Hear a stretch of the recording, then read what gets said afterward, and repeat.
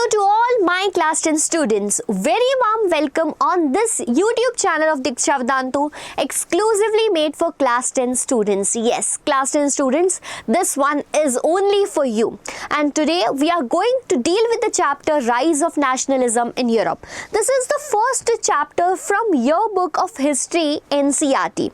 And what student consider is that this is the most toughest and the lengthiest chapter, ma'am. So we are so scared to just read it in a one go. But trust me, we are going to do this today. By this video of mine, till the end of the video, you are going to just ace this chapter in a single go. Do you find history boring? Yes, it is a little bit boring, but we need to learn how to get it properly. We need to learn how to remember those dates. We need to learn how to link those dates in timeline, and this is all set to go here. So by this chapter of Rise of Nationalism in Europe, I want to get you aware about that. Not only history, we are on the same platform dealing with civics chapter, with geography as well as economics too. Not only social studies, here you will get the videos of science, mathematics and whatever subject you require to become topper in your class 10th examination, because you just need to hit a subscribe button. We are having experience of 27 years and everything will be taught to you in English, because you are going to write your exam in English. You need to learn in English here. Okay, so all your CBSE board preparation is on to us now. You just need to hit the subscribe button so that we can be the part of your journey here. So talking about this chapter, Rise of Nationalism in Europe, let me just make you clear that we are aware that the portion of history for our CBSE board exam is of 20 marks, right? And this chapter of history carry a very good weightage over here.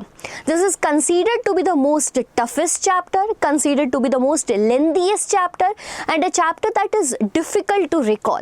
But what I am going to do in this video is that we are going to link each and every event here, right? This chapter particularly has a switch on and a switch off button. What does it mean? A story begins and the mid of story a philosophy comes. Again, there is a story, a philosophy comes. So basically, we are going to read about a story, a philosophy, a story, then a philosophy, and this is how we are going to learn what happened in Europe in this particular century. Right? Before moving to the chapter, I want to make you clear about some terms given here, and among that the first term is nationalism, right? I don't know you are aware about this word of nationalism or not, but I believe that there are students who are not able to differentiate between patriotism and nationalism. So I want to tell you that nationalism is a feeling of belonging to one's nation.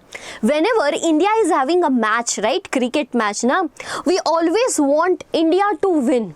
So what is that? That is the feeling of nationalism.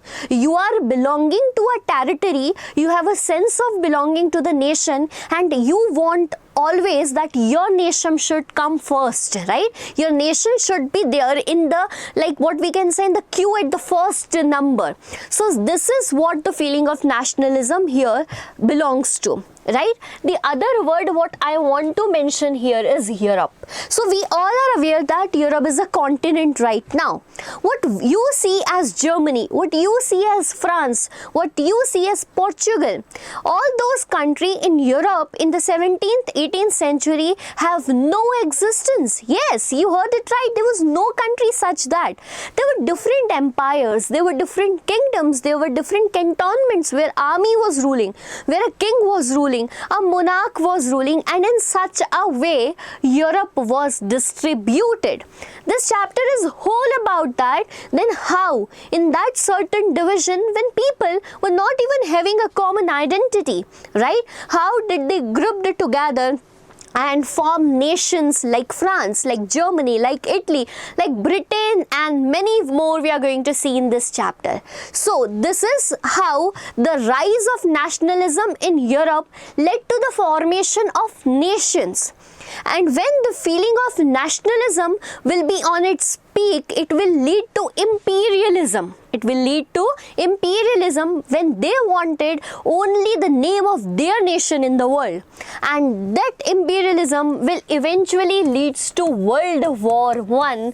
And this is whole the chapter is about, right? So we are going to start the chapter from 1789. That was a French Revolution you read in last class 9 till 1914, when we are going to see that World War I started because of these countries in Europe. So this is the story all about, and in this story you will see the formation of many nations, like formation of France as a nation, unification of Italy and Germany. Now hear this word, I said formation of France as a nation, but unification of Germany, the strange case of Britain and the Balkan crisis, all that have a difference, right? So that difference is going to be clear throughout this video. I hope you understand the difference between the word nationalism and patriotism here. So with the starting of chapter, you will see this beautiful picture in this chapter, right? You will see that there is a long queue. Look, there is a long queue of people who are holding flags in their hands, like this is a flag, this is a flag. Everyone is holding a flag in their hand and they are marching to Statue of Liberty. Look, they all are marching to the Statue of Liberty, paying homage to liberty here. Now, if you are not aware about the word liberty, the word liberty means freedom. The word liberty means freedom. Before moving forward, I am going to clear that out with you that this picture was made in the year 1848. So, this picture was made in the year 1848 by Frederick Sorrow. By Frederick Sorrow, who had a dream, who had a vision that nations are going to be forged, or what we can say, nations will be formed. All these people are struggling to form their region as a nation, and this is going to happen. In this long queue, you can see that France is here with this flag. This is the flag of France, right? In this queue, the countries which were on the first, second, third number, it was USA which become a democratic nation, right? It was Switzerland and then it was France. So why these nations are in the front, I am going to clear that out with you. Again, with the starting of this chapter, I want to tell you that this was painted by Frederick Sorrow in the year 1848, who had this dream that the nations in Europe are going to be formed and that nation will become democratic. If you know democratic, that the government will be formed by the people, right? They are going to be social. That means they will be working for the society. There will be the legitimacy of people in the society. And republic, the republic word itself means that the head of the nation will be elected by the government. So up till now, in Europe, there were monarchies ruling, right? And that monarchy was autocratic in nature. Autocratic here means that they are not responsible to the people. They are doing the work what they want to do that. And in this picture, you can see here, these are the relics of autocratic monarchy laying on the floor. Okay, so this represents that the people has rise the nationalist feeling among themselves, and they are going to overthrow this monarchies, right? These autocratic monarchies in the country, and will establish a nation as democratic, social and republic. In the queue who are forward, it's USA, Switzerland and France, what I already told you. Now focus on this Statue of Liberty. If you see that there is torch of enlightenment, right, in one hand of like this statue. Basically this statue is allegory. Allegory means a female representation of liberty, right? So she is holding torch of enlightenment in one hand And see here, this is Bill of Rights in the second hand. Bill of Rights clearly states that the people are demanding their rights and they are going to overthrow the absolute monarchy here. So this is how a vision, what we can say, a utopian vision of Frederick Sorrow is presented by him through this picture, and this is what the journey we are going to read in this chapter. All this scenario, now you can see this, all this scenario is witnessed by Jesus and his angels, and they are gazing upon the scenario that yes, this is going to happen, and within Europe, certain nations will be formed eventually, and this is what we are going to read in this chapter. So, there is a difference between modern state and a nation state, because up till now, like if you remember in class 6 you were studying what? Ancient history. Class 7th you studied medieval, then modern, right? Up till now no nation was formed, it was kingdoms, right? What we can say that in this modern times, whatever that kingdoms were, we can call them modern state. What we can call them? We can call them modern state. How? Because they just follow the practice of centralized administration. That means at a center there was a power which was ruling the whole empire, right? Centralized administration who considered it as sovereign, right? That they are the supreme and they are going to control the entire territory. Okay, so this was the modern state, but now the people are demanding for nation state. Yes, people are demanding for nation state. Now what is a nation? The question here is, we are going to study the chapter nationalism. I want to make you clear that what is a nation. How will you define that what is a nation? Basically, nation is always formed by its citizens and not the rulers. Mark my word, nation is always formed by the citizens and not the ruler, and that citizens must have something in common. Now, you might be wondering, what is that common thing, ma'am? If I ask you a simple question that what may be the commonality, you will just answer, ma'am, it can be common language, it can be a common culture, or it can be a common tradition, it can be a common religion, but just focus on what India has in common. Nothing. India do not have a common language. India do not have a common culture, no tradition. Yet we are a nation forged in a single entity. Then what commonality they are talking about? Beta, they are talking about something that is common, that is history.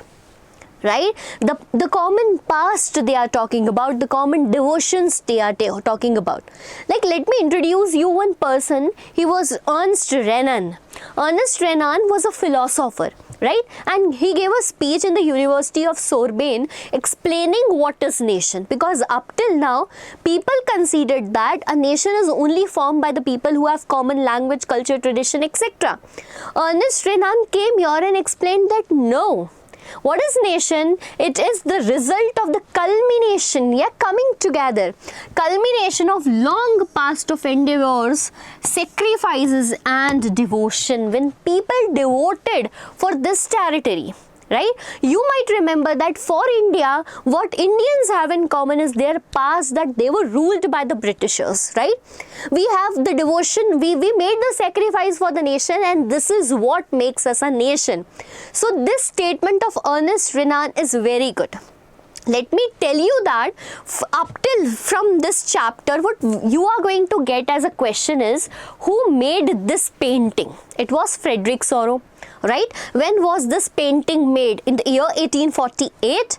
And what is the vision of Frederick Sorrow in this painting? And his dream is to form a democratic social republic nation. His dream was that in the upcoming years, this nation can be forged. So from this topic, only 1 mark question is going to come. Don't worry about that. Yes, I can say that for 2 markers, a question can come that what is the difference between modern state and nation state. So basically it is the same difference, that is of a house and a home. Right? The 4 walls only, nobody is living in. But whenever the people are living in that particular place, what it is a lively place. It becomes a lively place. Okay? So this is modern state is a structure And when there are people who share common identity, people make that place, that territory, it is considered to be as nation state. I consider that you are very, very much clear with the introduction of the chapter. So we have learned about what is nationalism and what is a nation state. Do you guys remember the chapter 1 of class 9th? I hope you just remember it, because we are going to deal with a topic that is quite connected with that, right? I'll make you clear. On 14th of July 1789, the Bastille was stormed. The people of France came on the streets and everyone was like fighting against the autocratic monarch, right?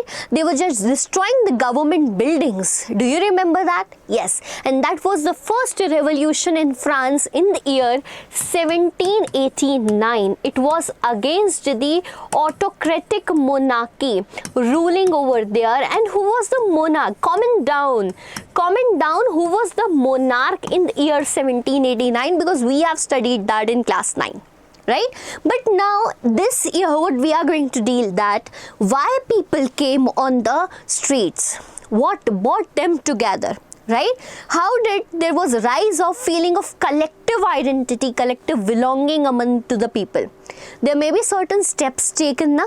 Yes, like if we celebrate our Independence Day and Republic Day, you people may learn that there is a role of folk songs, right? There is a very good role of like speeches on that day.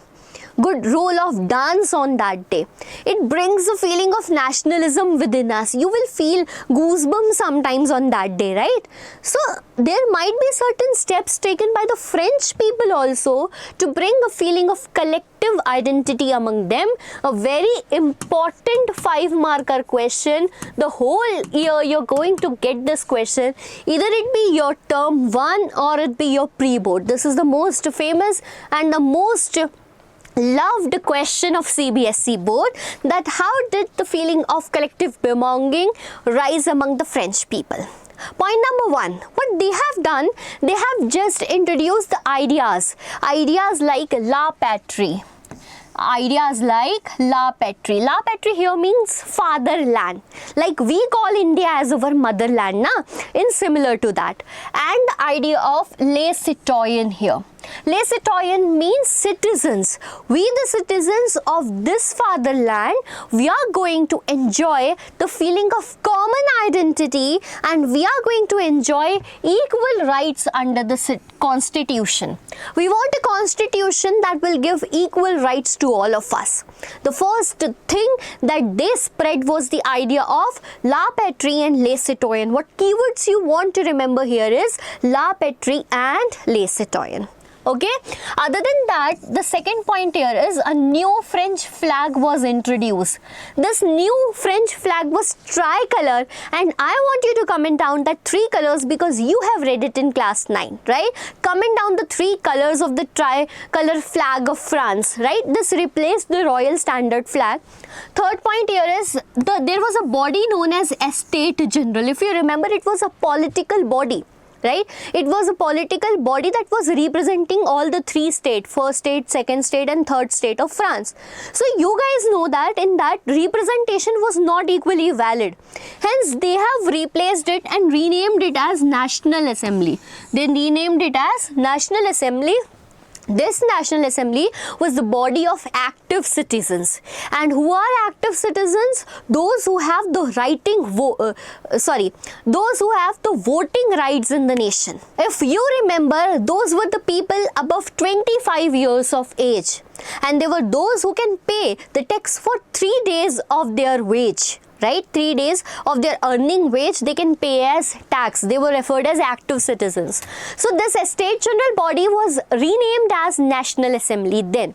Moving further, new hymns were composed. We know that how music has a particular place in rising the feeling of nationalism, right? So new hymn were composed, oath was taken by the people, and the martyrs who fought for this revolution, who fought in this revolution, were commemorated, remembered, all in the name of nation. They were remembered all in the name of nation. So to bring unity, like what they have done, they have made a centralized administrative system. They planned that we will make our administration, we will make some laws which will be equals to everyone. Right? No one will be treated like first state nobles, that are treated like God. No one will be treated like this here, and it will be uniform laws for all the citizens within the territory. Okay, no one will be above this law. This statement consider this. Okay, internal custom duties and dues were abolished. What do you mean by internal custom duties? Within French territory itself, there were certain small kingdoms. Okay, so what happened when goods were moving from one place to another, that kingdoms what imply duties on them, custom duties on them, or tax on them. So this internal custom duty system was not benefited for economy. So they wanted it to be abolished, and they wanted that weights and measures should be uniformed in the whole territory. And one and the most strategic move adopted by the people over here, they have discouraged the regional dialects in the territory. Rather, they were focusing on the language French, because they wanted to make this language as the common language of their people. Right? So they started promoting the language French and discouraged the regional language. And this is the very, very important 5-marker question. I'm just going to recall you in seconds that what was the reason that collective belonging and the feeling of nationalism rose among French people. We are just going to see the keywords in this, right? So the first point here is that the people got the feeling of what? So we are going to recall it in seconds. How did the rise of collective belonging among the French people happen? Right? So the first point, ideas of la patrie and les citoyens was emphasized. New tricolor French flag was introduced. A state general was replaced by the body of National Assembly. Hymns were composed, oath was taken, and the martyrs were commemorated. A centralized administrative system was put in place. Internal custom duties abolished, and regional dialect discouraged. French was promoted. These are the keywords what you need to remember in this topic. So what happened when the people of France developed this feeling of nationalism? They were so eager to spread it to the other regions as well. Right? So they formed the middle class people, and the students started forming some groups, and the famous among them was Jacobin Club. If you remember it from the last class, it was Jacobin Club, right? So in this Jacobin Club, what they did, they spreaded this group to the other region, like German region, right? Poland, Italy, and many more. So this is how from France the feeling of nationalism was spreading to the region as well. If you remember from the last class, the sequence was such that French Revolution took place, and this French Revolution overthrown the monarchy and made the country as constitutional monarchy. Yes, it made the country as constitutional monarchy. Then we have seen that the country became republic under Jacobins, particularly Maximilien Robespierre. And after that, we have seen as political stability when the country was reducing, Napoleon took over the charge, and Napoleon proved to be a dictator here. The Napoleon proved to be a dictator, and the France nation remains no longer republic here. So if you remember the last class, we are going to deal with this chapter. In the end of class 9th, we have seen that Napoleon became the Emperor of France in the year 1804. He was struggling to get the power, and he got the power in the year 1804. At the time he came to the power, right, he no doubt destroyed democracy. Yes, he destroyed democracy and established dictatorship. But in class 9th, we have seen Napoleon as modernizer of Europe. We have seen Napoleon as liberator of Europe. As if he has destroyed dictatorship, then how did he become what we can say the Emperor of Europe, a liberator, a modernizer? Because he has introduced a very, very good administrative system. Yes, he has introduced a very good administrative system that is known as Napoleonic Code or Civil Code of 1804. Again, very, very important question, that what does Napoleon introduced in the Napoleonic Code? Let me clear out to you. The Civil Code of 1804 is also known as Napoleonic Code. Right? And he came, he was a person believing in the feeling of liberation, like freedom. He do not want people to enjoy privileges on the basis of birth, like the first state and second state used to do in France. So the first thing he did was, he did away all the privileges on the basis of birth. Remember my point? He did away all the privileges on the basis of birth. As the privileges end here, what ensured was equality among the citizens. Equality, and everyone became equal before the law. Up till now, what happened was there, the king used to give lands to its families. Right? Mark my word, because we are going to learn a new topic here. Right? What happened? There is a king. Okay? The entire kingdom is not going to be governed alone by the king, na? So that king offered lands to his people, like his friends, his family, the one from this aristocratic group, right? He offered the land to that people and make them as nobles. Remember this. Right? Now, these nobles are not going to work on the land, right? Because they are like Amir people, they are rich people.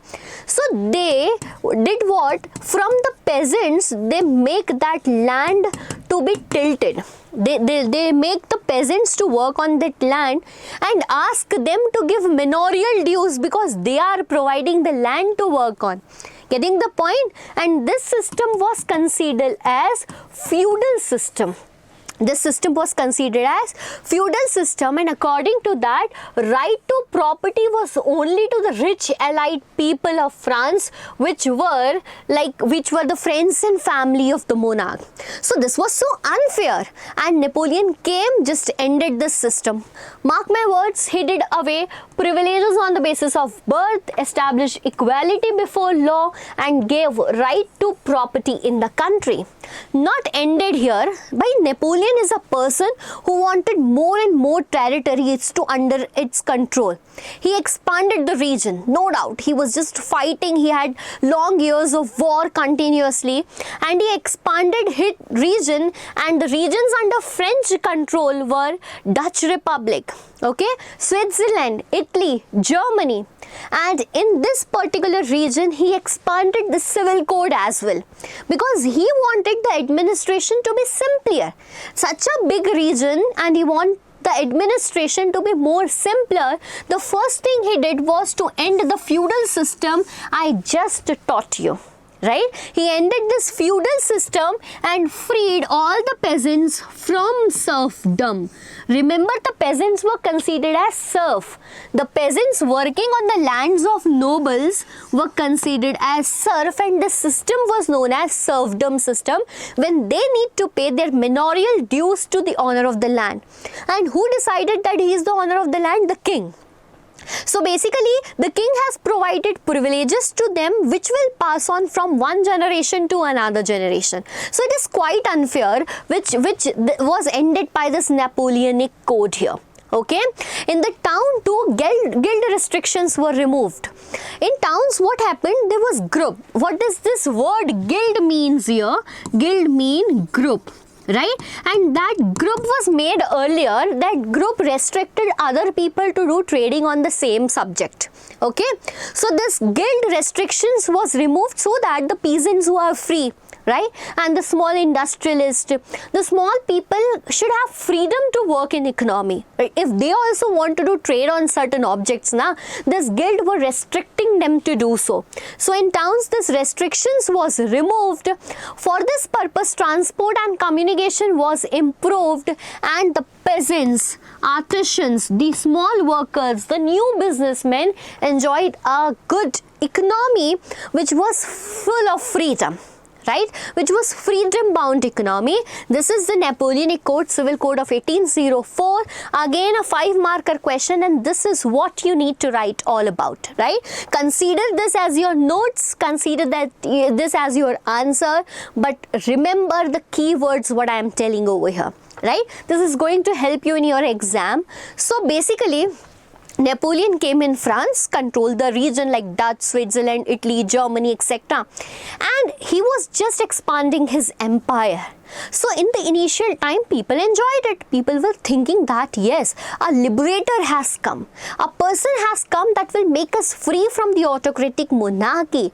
Initially, everyone was enjoying it, but gradually they have realized what Napoleon was doing. Right? No doubt Napoleon has provided you with 2 types of freedom, and that was social freedom. Everyone was made equal. No nobility, no clergy, everyone was equal. Right to property, no privileges on the basis of birth. Yes, we heard it right. Economic freedom, everyone will have an economy that is freedom bound. But tell me, what about the political freedom? Do you have the right to choose your ruler? No, not at all. Right? Was the Napoleon chosen by the people? No. Then where did the concept democracy, social and republic went here? So yes, he was a dictator, and this is what people found later. They found that his arrangement is not going in hand to hand with the political freedom. To set up this system, he has increased the taxation a lot, and moreover, censorship was seen everywhere. Do you know what is censorship? Censorship, that whenever the authorities are stopping you to speak something against them. Right? So censorship was at its peak during the time Napoleon was ruling. So this is the second criticism what we can see from Napoleon. And the third and the important word, that is forced conscription. Forced conscription means that like what we can say, to forcefully call people to be the part of their army. Okay, to forcefully recruit people in the army, because he wanted to expand, and for expansion he needed to fight wars. For wars he needed people. Like for an example, he has expanded to the territory of Italy. Now he is forcefully recruiting the people of Italy. Now these people of Italy, having the background of Italian language, are fighting for French because forcefully recruited by Napoleon. Did you get the point? So they were not feeling a connectivity with the empire, and this is what the criticism of Napoleon is here. So the story is not going to end. I'm just making you sure.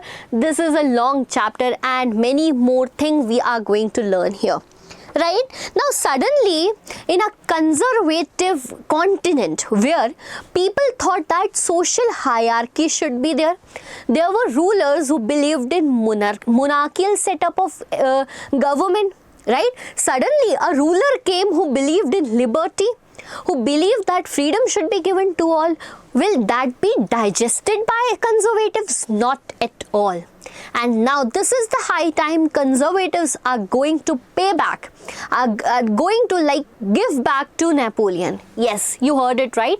Now see this. What we are going to study, stop this. Now switch off button is started. Stop the story. Remember that French was ruled by Napoleon, and that rule was started in the year 1804. What happened to Napoleon? We are going to switch on that after a while. Okay. So first we have to study this background of Europe, right?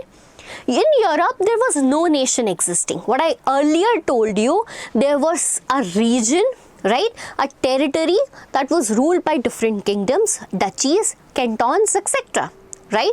See here, this is Russian Empire. Did you get this? This is Habsburg Empire, right? This is the region right now Hungary and Austria exist. So you can see this is Habsburg Empire. Okay, this is Ottoman Empire over here. This is Prussia. This is like Prussia. Okay, this is Dutch Republic.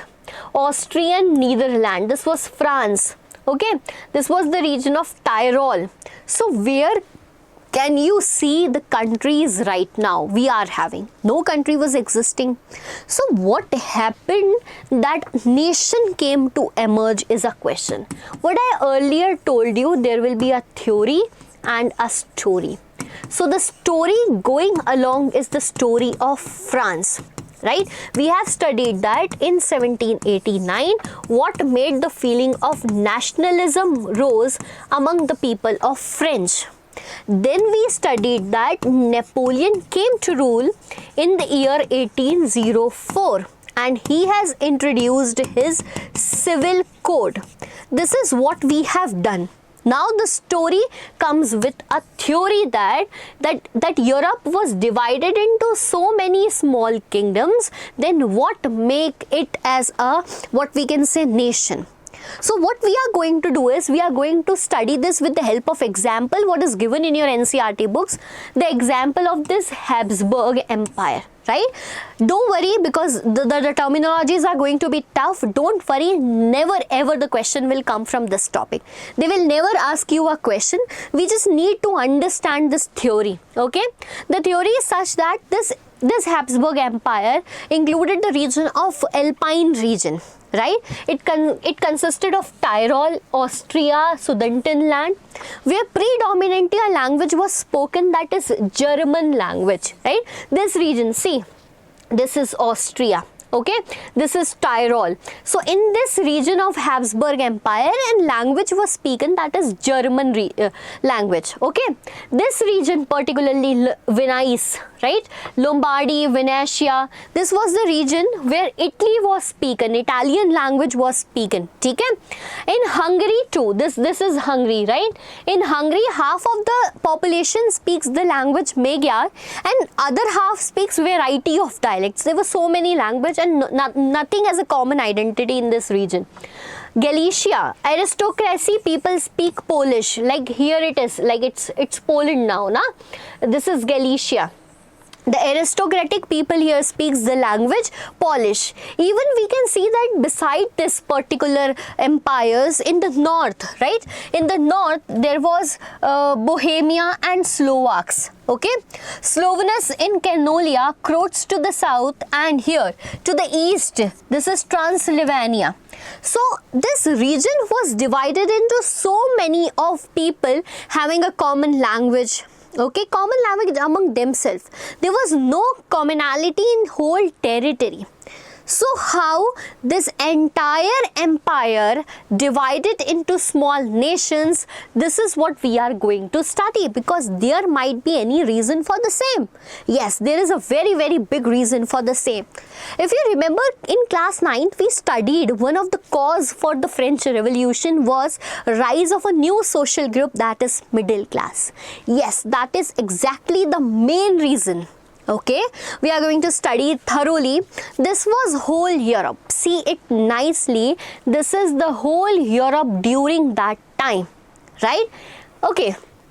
Now the map is of present time, but consider that this is whole Europe at that time, and in this whole Europe there was only one common thing. Right? Mark my words, in this whole Europe, there is one common thing, that is aristocratic monarchy. Aristocratic monarchy. Okay? Everywhere monarch was ruling, who was autocratic in nature. That means he was not responsible to the people of Europe. He was not responsible to the kingdom, to the empire where he was ruling. Right? And this autocratic people were a group of nobles. What we can say, they were a group of peoples. These people were numerically a small group. Like we have a group of rich people in the country, na? They are like together, they are bonded with each other with marital ties. Ambani will marry in the family of rich person only, na. Similarly, they were together connected with each other in terms of marriage relation with marital ties, etc. And the language which was considered to be the language of diplomacy was French language. The language was French language, considered to be a common language among them, numerically a small group. Okay, so this was commonality on whole of Europe, in the whole of Europe. But there was a difference that existed in Europe. Mark my words, there was a difference that existed in Europe. Whenever you're going to read any topic from European history, na, you will see that everything started from this region. The region which contained this United Kingdom, France, Spain, everything started earlier there. Either it be industrialization, Romanticism, etc. So in this particular region, the dominant group was landed aristocracy, which I told you. But the majority of its population were the people from middle class. Now, how did the middle class emerge? Because here were the people majorly who were tenants, okay, who were tenants or small landowners. Either they were tenants or small landowners. But in this Central and Eastern Europe, mark my words, in this Central and Eastern Europe, the majority of the population was serf, working on the lands of this autocratic monarch. Serf working on the lands of this autocratic monarch. Now you can compare the condition among the two. Who is in the better condition? The small tenants and landowners are in the better condition. By the 15th, 16th century, when industrialization started in this region, mark my word, industrialization started in region, there was emergence of town. There was emergence of towns. In this town, gradually the traders emerged largely, right? As the freedom was also slightly given there, the traders emerged. And this led to the rise of what we can say that new middle class. And this led to the rise of a group known as new middle class, a new social group. As this social group had a little money, they get educated. They learned from the philosophers we studied in class 9, Rousseau, right? Jean-Jacques Rousseau and many more. So this middle class started getting educated and they learned about a word that is known as liberal. Connect the theory because of the rise of, again we are going to learn here, because of the rise of new middle class, right? This new middle class get educated. Because of education, they learned about liberalism. They learned about the word what? Liberalism. And do you know that this liberal word comes from a Latin word, which means what? It comes from a Latin word, liber, which means freedom here. Okay, so hence a new concept came into emergence, that is liberal nationalism. We want a nation which is liberal in its ideology, which gives liberty to its people. And this liberalism, what I have done is divided it into social liberalism, political liberalism and economic liberalism here. Okay, so now what happened as a new social group emerged, it demanded certain social rights. It demanded certain political rights. They wanted freedom in every aspect. So in social terms, what they want freedom of individual. They want everyone to be treated inequality before the law. Right? There should not be the groups like first state, second state, third state, which used to be in France. Here I'm not particularly talking about France. We are talking in general about Europe, because whatever is happening in France is spreading to the rest of Europe also. Okay, so socially what people wanted was freedom for individuals and equality before law, right? They also stressed that inviolability of private property.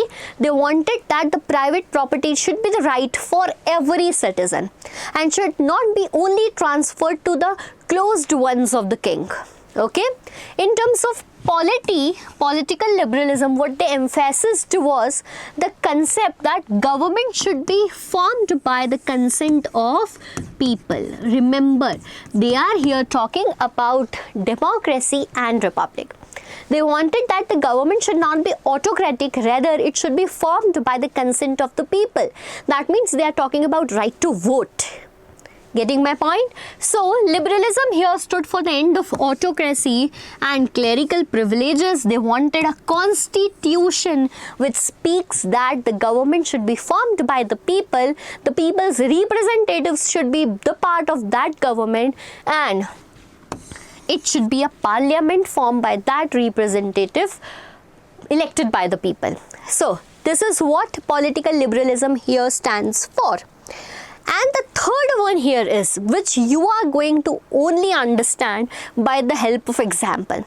But first, I will show you the points, then we will move to the example. The liberalism stands for economic liberalism. What one person wants in economy is the freedom for the movements of goods and capitals, right? There should be free flow of goods from one territory to another. And that free flow can only be possible when the countries are providing what? Freedom of markets. When the countries are providing with freedom of markets. So, up till now, were they not providing it? Yes, they weren't. We will study, they were not. Okay, so abolition of state imposed restrictions and movements of goods and capital, easy movement of goods and capital. Now, how did the state impose the restrictions? They did it by implying or applying custom duties. And custom duties is a type of tax taken by the territory when a good is like entering from another territory. Okay, whenever there is transport of goods. Okay, so this is what liberal nationalism stands for. You might be thinking that, ma'am, this is like a philosophical question, but let me clear out that this is an important 5-marker question. Very, very important. Even they can ask us for 3 marks also. Like they can ask you, what does the word social liberalism stands for? Okay, or they can ask you, what do you mean by the word liberal nationalism? Expand it in the field of society, polity and economics. Okay, so you need to learn this 5-6 points and you are just going to nail this answer. Okay, now moving ahead, I want to tell you that what does economic liberalism here stands for. I want to tell you that there was a year 1833. Right, consider this is the year 1833 and a merchant is traveling from one region, that is Habsburg, to Nuremberg. Okay, a merchant along with its good is moving from Habsburg to Nuremberg. When he is moving, he is going to clear so many of territories on its way, right? And he need to pay custom duties 11 times on its way. He is going to pay custom duties, that means tax 11 times on its way, right? And each time it is 5% of whatever the amount of good he is taking. Okay, so you can understand that by paying all this custom duty 11 times, for an example, he is transporting a good that is worth 100 rupees, it will eventually become what? 100. It is for an example, this merchant is taking the good, right, and paying this 11 custom duties, that too worth 5 times every time, the good will be going to increase its worth. That, right, definitely it will be more than what was earlier bought. So, this is a hindrance in the movement. Along with that, every time he is traveling the territory, the good needs to be weighed and measured, right? It needs to be measured. For an example, you are transporting a textile cloth, right? It need to be measured at every territory, and the strange part is that in every territory that weight and measure is different. For an example, let me tell you that the unit to measure the cloth there, it was LA. What was it? Sorry. The unit to measure cloth there was LA, right? And LA stands for a different unit in every region. For example, in Mainz, it is around 65.1. Right? In Nuremberg, it may be different. In Frankfurt, the value is different. So every time, it is so difficult, like calculation time, how much long it is taking for that merchant to travel with that good, every time getting weighed, measured again and again, and paying this custom duties. So hence people wanted what? Liberalism. They wanted freedom of market. They wanted to end this state imposed restrictions so that eventually there will be like freedom of market among them. Okay, so this is what liberal nationalism stands for. But yes, everyone has a loophole, na? So this thinking of liberal nationalists also had a loophole, because they wanted right to vote. They wanted right to vote, but that right to vote was not given to everyone. Do you remember in French Revolution that formation of National Assembly? Yes, it was the part of liberalism, but did they give like equal rights to everyone? No, because this liberal feelings, this liberalism did not stands for providing universal suffrage. Suffrage means right to vote. Universal suffrage to everyone here. Okay, so I hope that liberal nationalism is clear to you. Considering the same example, it is the very first time when territories came together to fight for this hindrance of movement of goods and capital. Right? They were facing that issue that again and again we need to weigh and measure our goods. We need to pay such high custom duties. Then how will it facilitate the movement of goods and capital from one territory to another, and how will it, like what we can say, enhance our economy?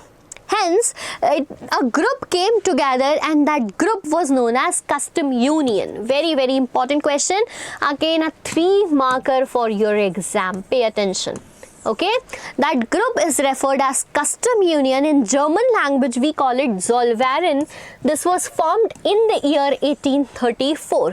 What was the objective of this particular group? Now we are going to read it. It was formed by the initiative of Prussia. Right? Prussia, I am going to tell you that it was the territory among the German Empire, like people who speak German language, and it was the largest and the strongest one among them. Right? So this Prussia, by the initiative of Prussia, they joined all the German states, and this German states for the very first time came together. Now understand the point, collective belonging in the German region. Yes, what we will later call as nationalism. This was just a starting. Like if we are making a house, this is just laying of the first brick. Okay, so formed by the initiative of Prussia and joined by most of the German states. The objective of this union was to abolish the tariff barriers. They wanted all that custom duties again and again implied by different people in the same region. They wanted the tariffs to be abolished and reduce the number of currencies over there. Right? Do you know that in that small German region, there were 30 currencies there was 30 currencies existing. Imagine, Rajasthan has its currency, MP, Chhattisgarh, Karnataka, Tamil, everyone has its currency. How it will be easy to trade? Not at all. Like how can a person traveling will change his currency in a country? So similar what was happening, they were having 30 currencies, but this union, they brought it down to 2. Right? They brought it down to 2. So this will help you what? Creating a good network. They created a good network of railway so that they can further stimulate mobility. They can facilitate the mobility, that means movement, and harness economic interest. Mark my word here, this economic interest is going to harness the national unification. This is the first step when people of German region came together Yes, this was for economic liberation. Later it will be for national unification. So this is all about the custom union here. Again, what I want to tell is custom union, right? How we will be writing the 3-marker question. It was formed when in the year 1834. Formed in the year 1834. Who led the formation? It was by the initiative of Prussia. It was by the initiative of Prussia. Now, what was the objective? What was the objective? To end what? To end tariff barriers. To end tariff barriers. Okay? Along with the tariff barriers, they wanted economic unification. Economic unification.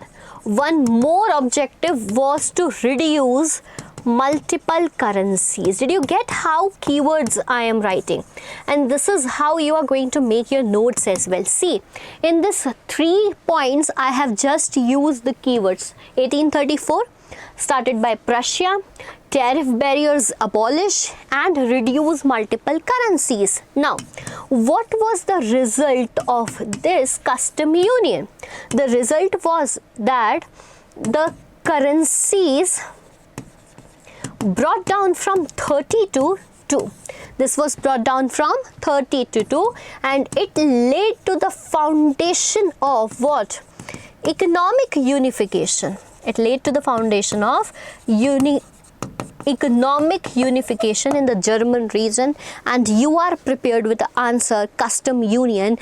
Whenever a short note is coming in your exam, just remember this board and you are going to get full marks in it.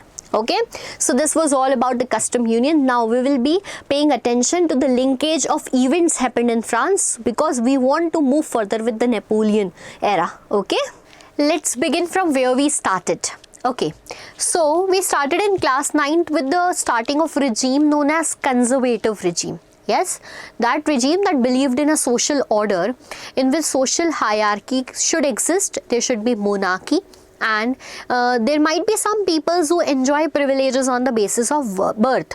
That was conservative ideology. And in this conservative ideology, we can see monarch was ruling the country, that Bourbon dynasty was ruling France.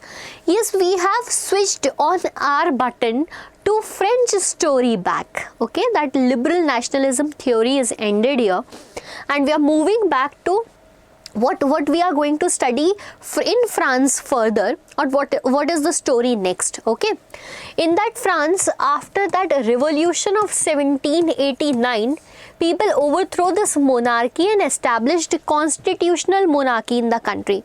They have established constitutional monarchy in the country. Then what happened? Jacobin Club was made, and that Jacobin Club executed the monarch and established a republic under Robespierre, Maximilian Robespierre, if you remember. Okay, that guillotine wala thing, na? Okay, so this Maximilian Robespierre, after the end of that, an directory was established. Directory in which a new constitution was written, but this was politically not stable and it was then replaced by the rise of Napoleon.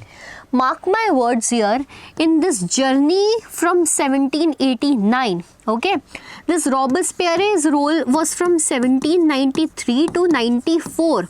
After this 94, that was political instability in France region, and Napoleon, being a very strong military leader, just like focused this as an opportunity, took this as an opportunity, and dictatorship was established in France under Napoleon. Napoleon became the emperor of France in the year 1804 and established and introduced a civil code which we discussed in this chapter. Okay, but I already told you he was a liberal leader. He was a leader who believed in freedom being given to the people. Okay, either it was only social and economic freedom, yet there was freedom, somehow there was freedom. So now, do you think that these measures of Napoleon will be liked by the conservatives around? No. It is not now the French region, it is just the expansion of France to Switzerland, Italy, German region, Austrian region, etc. Right? So there were group of people, group of monarchs still ruling in the parts of Europe who wanted to establish that conservative regime that used to be earlier again, and they made a group. Okay, they came together and make a group. Like there was a war between Napoleon and that conservatives. If you remember, it was Battle of Waterloo, and at the end of that a new regime was established, that is new conservatism. Again, a system of monarchy, social hierarchy will be established here. Hence, what I am calling it as, it is new conservatism. Pay attention, students. Chapter was started from conservatives, and this is the second time that Europe will be having conservatives again. Right? Europe nahi, particularly I am talking about France here. So, we are calling it as new conservatives. Okay, so 1804 till 1815 there was rule of Napoleon in France. It was Napoleon who was ruling France, but this was not liked by the people who were conservatives, right? And that group of people came together at Battle of Waterloo, and Napoleon lost this battle. Okay, we know that after the battle, every time a treaty is being signed to ensure that what happens with the territory lost by the person. Okay, so we know that a treaty will be signed here. That treaty is referred as Treaty of Vienna. Okay? Treaty of Vienna. I want in the comment section that Vienna is the capital of which country. Hopefully, I'm going to clear it now only.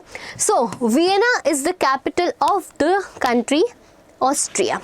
So, a treaty was signed in Vienna, and this battle was fought in the year 1815. This was fought in the year 1815. Treaty of Vienna signed in the year 1815 between Napoleon and the conservatives who grouped themselves together to fight against Napoleon, and they were Britain, Russia, Prussia and Austria, where monarchy was existing. Okay, all these monarchs came together, fought the battle, defeated Napoleon, met at Vienna to draw a settlement. Okay, the objective of this treaty, mark my words, the objective of this treaty was to undo all the changes brought by Napoleon. They do not want anything to be existing which Napoleon has introduced. The changes, the administrative changes what Napoleon has introduced, and they wanted France to check further. There will be no expansion as done by Napoleon. They do not wanted any expansion by liberal people. Okay, so what was the objective of this treaty? To undo most of the changes that has been brought by Napoleonic Wars. That means Napoleon. Do you know whichever the country the treaty is signed, the councillor of that area hosts the meeting. Yes, so this Treaty of Vienna was hosted by an Austrian chancellor. Do you know what is chancellor? The important minister of that region. Okay, so it was hosted by Duke Metternich, the Austrian chancellor. Okay, and what was the provisions of this treaty? The very first and the important one, pay attention, the Bourbon dynasty was restored to power. Yes, the same Bourbon dynasty which was replaced in the year 1789, or we can say that which was overthrown in that year.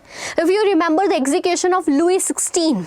Okay, Louis XVI and his family, Marie Antoinette, etc. So that Bourbon dynasty has been brought again. This is the reason we are calling it new conservatism. Okay, the Bourbon dynasty was given the charge of the region of France only. Okay, France lost all the territories that was annexed by Napoleon, the territories of Italy region, the territories of German region. They have lost it here. I'll tell you to whom the territories went. We will discuss about that. And what they have done. This is France. For an example, this is France. Okay, they have circled France in such a way, the boundaries were set up in such a way that this France cannot expand anywhere, right? For an example, there was Britain, so they took some territories. They have given certain territories to Spain, right? Prussia here took certain territories. Austria here certain territories. So basically, the policy of ring fence was applied here. right? Ring fencing a country so that it can never expand. So a series of states were set up in the boundaries of France to prevent its expansion in any of the further year. The objective was only single. What was that? To establish conservative regime in France again, to establish monarchical order all over the Europe. They wanted monarchy to re-establish in each and every corner of the Europe, and this was what Treaty of Vienna all about. I am going to tell you how the states were set up in the boundary, though if any time the question comes of Treaty of Vienna, what you need to write is this first introductory point. Okay, this introductory point includes who were in the battle, who were in the treaty: Britain, Russia, Prussia and Austria, who defeated Napoleon. What was the objective? To undo all the changes brought by Napoleonic War. Point number 1. It was hosted by Austrian Chancellor Duke Metternich. Point number 2. Bourbon dynasty was restored. Point number 3. Series of states were set up in the borders. We will mention the states as fourth point here. And the last is the objective was to restore the monarchy in Europe. Now see this map very nicely here, beta. This is France here. Okay. See. This is what? France. What they have done, right? This whole empire was of Napoleon. He have occupied this whole region. What they have done, this place of like Lombardy, Venetia, this region, this was given to Austrian people. This was given to Austrian people so that now monarchy will be established here. Okay, this is the part of Genoa. This is Genoa. This was added to Piedmont, Sardinia, Piedmont, an Italian princely state region. Okay, so here again monarchy. Some western part of this territory, this green in color, was given to Prussia. It was given to Prussia. A part of Poland, that this kingdom of Poland, was given to Russian Empire. Russian Empire took this. So basically they have ring-fenced France from all the four sides so that they ensure that the monarchy is established in the territories which once Napoleon used to rule. Okay, getting the point? So this was Treaty of Vienna, which ended the empire of what we can say that, which ended the empire of Napoleon dictatorship in the France region and re-established conservative regime. Okay, but you know that beta, if I will ask you to study 24 hours, right, I'll just stand on your head and asking you again and again to study history, you will just skip it. I know that, and that too when the subject is quite boring. Okay, but I don't feel that in my videos you might be feeling that this is boring. I hope you guys are enjoying it.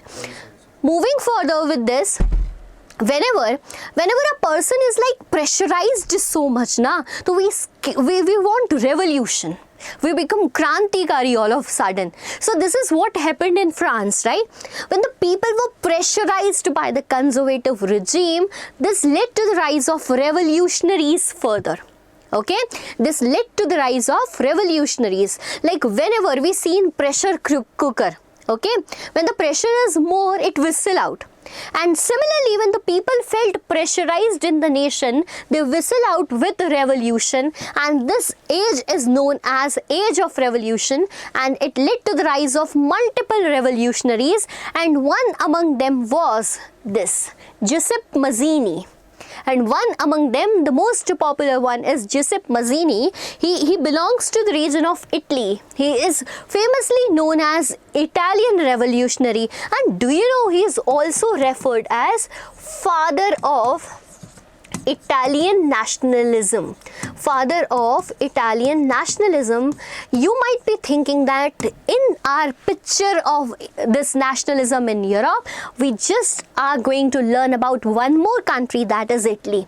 And you will know how Italy will be formed, because up till now we just discussed about France and a small topic of German region, that was custom union, when they for the economic interests came together. Now it is the high time we are moving to Italian unification or Italian revolutionary. Giuseppe Mazzini was born in Genoa. Yes, the Genoa I just showed you, na? So he was born in Genoa in 1807. In 1807, he was born in Genoa. Now I want to make your attention on this year 1807 beta. Okay. Now in earlier NCERT, it used to be 1805. Okay. Yes. Earlier it used to be 1805 in NCERT. They have changed it to 1807. So keep in mind that a slight change is there. Okay. So since childhood he has a feeling of revolutionaries and all that. He joined a secret society at Carbonari at a very young age and started revolutionary activities like printing newspapers, though it was censored, right? Still, like printing newspapers, making people aware about the revolutionary activities, like attacking the government building officers and etc. So, he became the member of secret society of Carbonari, and at a very young age, and that age was only 24, he was sent to exile. Do you know what is exile? It is jail in another country. Okay, so he was sent to exile in 1831 when he was attempting a revolution in a place known as Liguria, where he was attempting a revolution in Liguria. He was sent to exile, but then too he made two societies after coming out from exile. Although I think that he might be planning in jail itself, right? He subsequently founded two underground societies. One was Young Italy in Marseille and Young Europe in Bern. Okay, Young Italy in Marseille and Young Europe in Bern. Do remember that this is the most popular one marker question from your chapter. Okay, so after forming this, you can see that what is Young Italy, right? He had a vision to forge an Italian nation. He wanted that all the Italian speaking people should come together and form a nation because they have a common identity. Right? What the statement he gave, that it is very interesting. He said that God has intended the nation. God has intended the nation to be the natural unit of mankind. For an example, whenever we measure water, it is in liters. Okay, whenever we measure cloth, it is in meters. So everything has a unit, na. So he said that for the citizens, for the people, the unit should be nation, and we people should have identity, and that identity will be nation. So he had a great desire to forge a Italian republic. Again, he is using a word that is republic. That means he wanted people to choose the leader. Okay, so he wanted a single unified Italian republic here that will be a nation here. Okay, so this is what rise of revolutionaries is all about. Giuseppe Mazzini was referred as the most dangerous enemy of social order by the person Duke Metternich. Again, a one-marker question: who proclaimed that statement that Giuseppe Mazzini is the most dangerous enemy of our social order? That was Duke Metternich, that Austrian chancellor who hosted the Treaty of Vienna. He considered that this person is going to change our social order, that is conservative. Right? And it is not the end, beta. This is just the starting, because here comes the age of revolution. Right? Now people will be influenced definitely, beta. Whenever a person is bringing a change in the society, what does revolution means? Bringing a change. Others definitely get attracted, and this was the time what happened. Right? We can see that the story of revolution starts from France. Right? What happened in France? Remember the point here, in 1815, by the Treaty of Vienna. By the Treaty of Vienna, the conservative have restored monarchy under Bourbon dynasty here. They have restored monarchy under Bourbon dynasty, but with the starting of this revolution, the first sparkle started in France. Again, everything is starting from France here, okay? So the first upheaval took place in France, and it was in the month of July 1830. Remember, it was in the month of July 1830 when all the liberal nationalists came together, and again they overthrow this Bourbon dynasty. How unlucky is this Bourbon dynasty? Coming and going and coming and going again and again. So in July 1830, this Bourbon dynasty was overthrown, and they have established constitutional monarchy again and again. Do you think that the cycle is repeating in fashion also, na? A dressing sense is repeating again and again. Similarly, what happened in history? Okay, this is the cycle of eternity. Remember it, it is a cycle of eternity and history repeat itself. So whatever is happening here is, again, this monarchy was replaced by constitutional monarchy, and in this constitutional monarchy who was made the head was Louis Philippe, right? This Louis Philippe was bounded by a constitution and a parliament was formed that will be a representative government of the people. This monarch will be answerable to it. He will work according to the constitution, hence we are calling it a constitutional monarchy. So this was the first upheaval which started in Europe, which will definitely attract the other countries too. Yes, this sparking reached to the country that is Belgium. Right? By the Treaty of Vienna, if you don't know, by the Treaty of Vienna, this Belgium was made the part of Netherlands. Okay, this Belgium was made the part of Netherlands, and this July Revolution of France sparkled the feeling of nationalism within the people of Belgium, and they also get separated from the United Kingdoms of Netherlands. Mark my word, why it is referred as United Kingdoms? Because certain other kingdoms were added in Netherlands and it was referred as United Kingdoms of Netherlands. So again, after this July uprising of 1830, okay, Belgium got separated from Netherlands, or we can say United Kingdom of Netherlands. Now, one more country is in the row, right?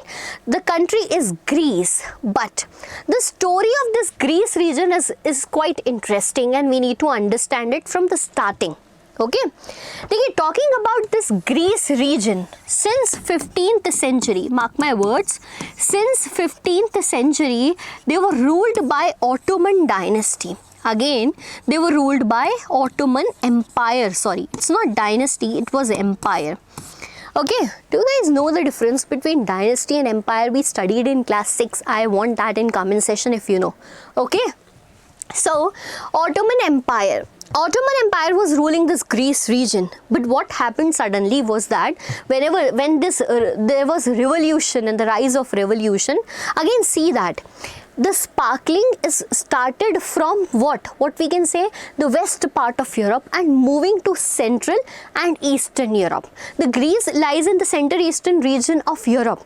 Okay, and the feeling reached there. Being the part of Ottoman Empire, being the part of conservative monarchy, they also wanted to overthrow them.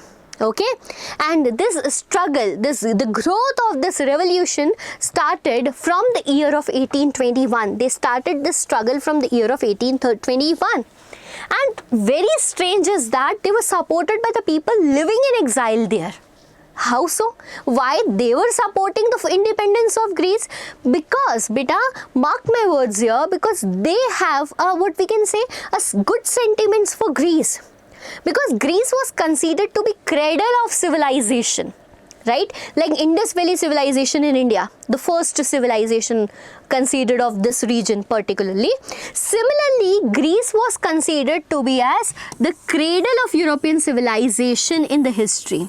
So they have sympathy towards Greece region, right? It was then supported by poets, writers, artists who lauded particularly that among the citizens that we used to be a great civilization in the earlier times and now we are being ruled by a monarchy. We ought to replace it. And hence, people started a struggle against this Muslim empire. One person role is like given here, and that person is an English poet, Lord Byron. That English poet, Lord Byron, who organized funds, right, fought for the struggle, but he died out of fever. Due to fever, he died in between in the year 1824.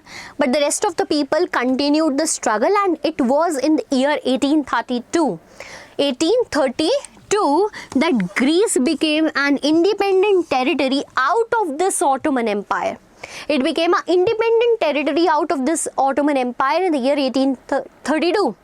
And the treaty signed over there was Treaty of Constantinople. Remember, again a 1 marker question too. The treaty signed here was Treaty of Constantinople.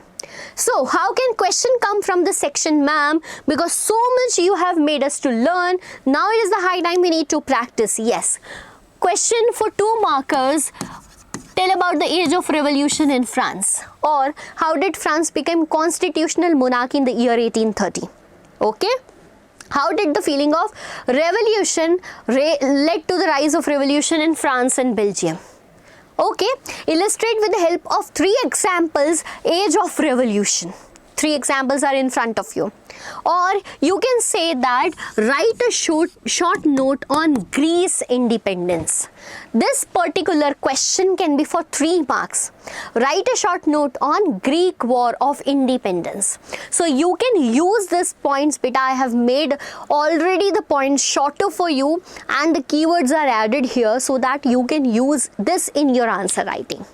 So this is what age of revolution. Again, please connect. New conservative regime started and the conservatives overthrown the dictatorship and established monarchy. From 1815 till 1830 there was monarchy in France. In this France, revolution started and they have overthrown this monarchy and established the constitutional monarchy.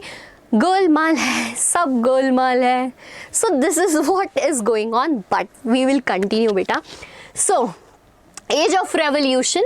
Now, in this age of revolution, one statement was given by Duke Metternich: when France sneezes, the rest of Europe catches cold. And this what you have witnessed. France started revolution, the rest started too. So when France sneezes, the rest of Europe catches cold. It is not the actual cold, by the way. Have you noticed one thing in this Greek War of Independence? You might have not. I'll tell you. But in this Greek War of Independence, you have to focus on the role of artist, right? You can see that there is a role of an English poet. What I told that there were poetry written, right? There were the role of artist here. Hymns were written. It was sung loudly. So you can see that up till now, it was basically a war. Right? None of the country yet was like what we can say that independent or started a revolution on the basis of this particular role of art, role of culture here. New thing has been seen in this struggle of independence, and that is known as romantic imagination, or we can call it the philosophy of Romanticism. This is a concept known as Romanticism. Okay, what do we mean by the word romantic is that the way by which you are showing your love to something. Okay, or here they are showing the love towards their nation. They are showing the love towards their nation. Whenever we are in love with someone, we forget every science, we forget everything, a reason, rationality, and we just deeply fall in love without the reason, without the rationality. Similarly, what is they are feeling for their nation.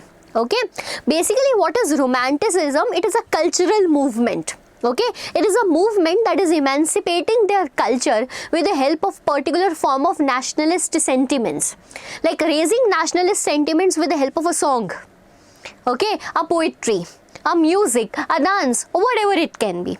So basically this romantic artist and poet criticize the glorification of science and reason, as I just told you. Rather they are believing in emotions, intuitions, the mystic feeling. So this is what romantic imagination is. Now the question from this chapter asks you that how culture played an important role in raising nationalist sentiments. Beta, take this 100% from me. I am giving that statement 100%. This is the permanent question asked in every exams. Either it be your pre-board, your final exam. CBSE ka, this is favorite question. How culture played an important role in raising nationalist sentiments. Illustrate this with the help of example. So whenever we are talking about it, we are going to write about romantic imagination. Ki yes, romanticism is a cultural movement in which with the help of culture, the feeling of nationalism has been rise. Okay, so some examples we are going to talk about is about German philosopher. Okay, the name of this German philosopher was Johann Gottfried Herder. He claimed that the feeling of true German can only be discovered with the help of common people. Right? Only with the help of common people, and in the German language the common people is referred as das Volk. Right? Do you remember that car, Volkswagen?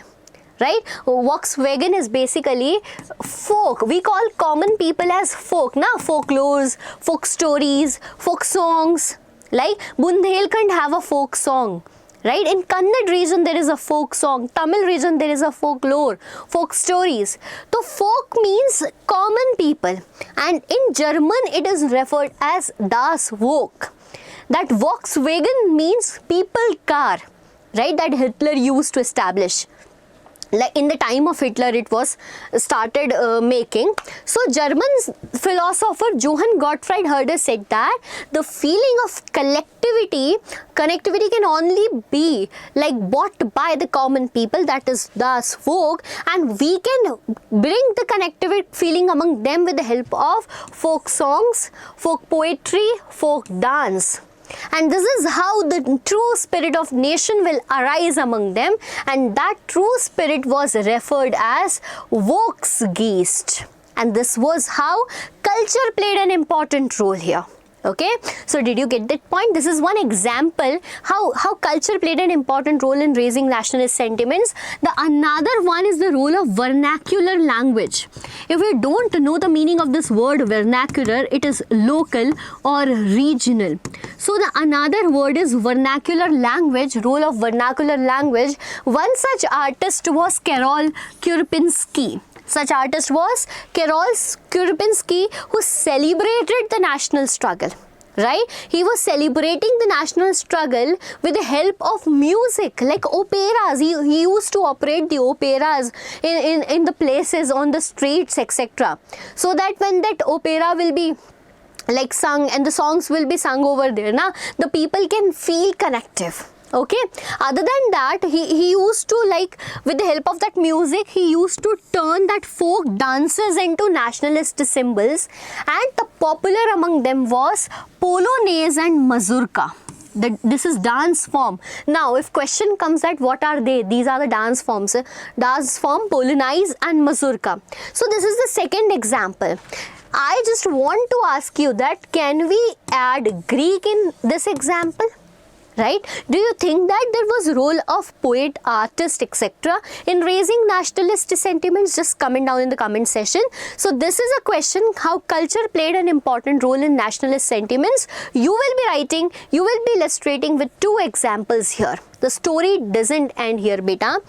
Now, I just told you there is a role of common language. There is a nation being affected by Treaty of Vienna, and that is Poland. Right? When I was showing you that map, I told you that this Polish region was given to Russian Empire. This was given to Russian Empire, yet another absolute monarchical state. And people do not want to be the part of this Russian Empire because there are valid reasons for the same. What Russian people were doing, that Russia became, after just occupying this Polish region, became the dominant one in the entire country. Right? They become dominant in that region, and they wanted that Polish people that they should speak Russian language and leave their language, Polish language. Okay, and this is how language became a symbol of nationalist sentiments. It became a symbol that we want to become independent. Okay, so how language played an important role in raising nationalist sentiments as Russia occupied people of Polish, and just because of their dominance implied a language Russian over them. They were asked to study in Russian language. They were asked to speak everywhere in Russian language. They were asked to do church prayers in Russian language. Quite difficult it will be, na?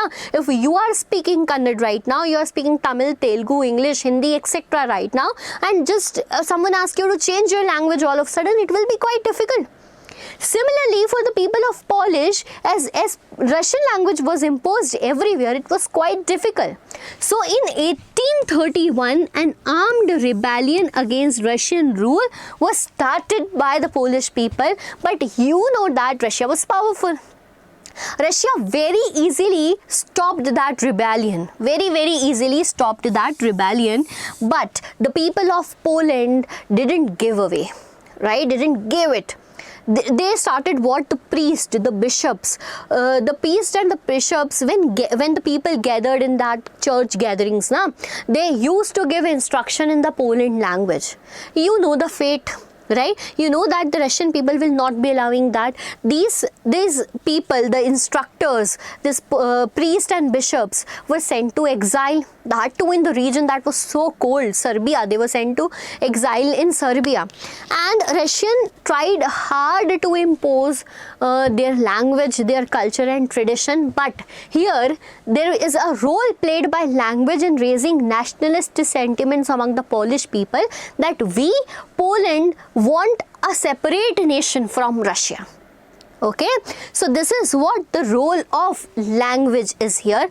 A 3-marker question from this topic is for sure. Do remember this point. Okay, now what happened as conservative regime is established? Okay, now switching back to the topic, beta.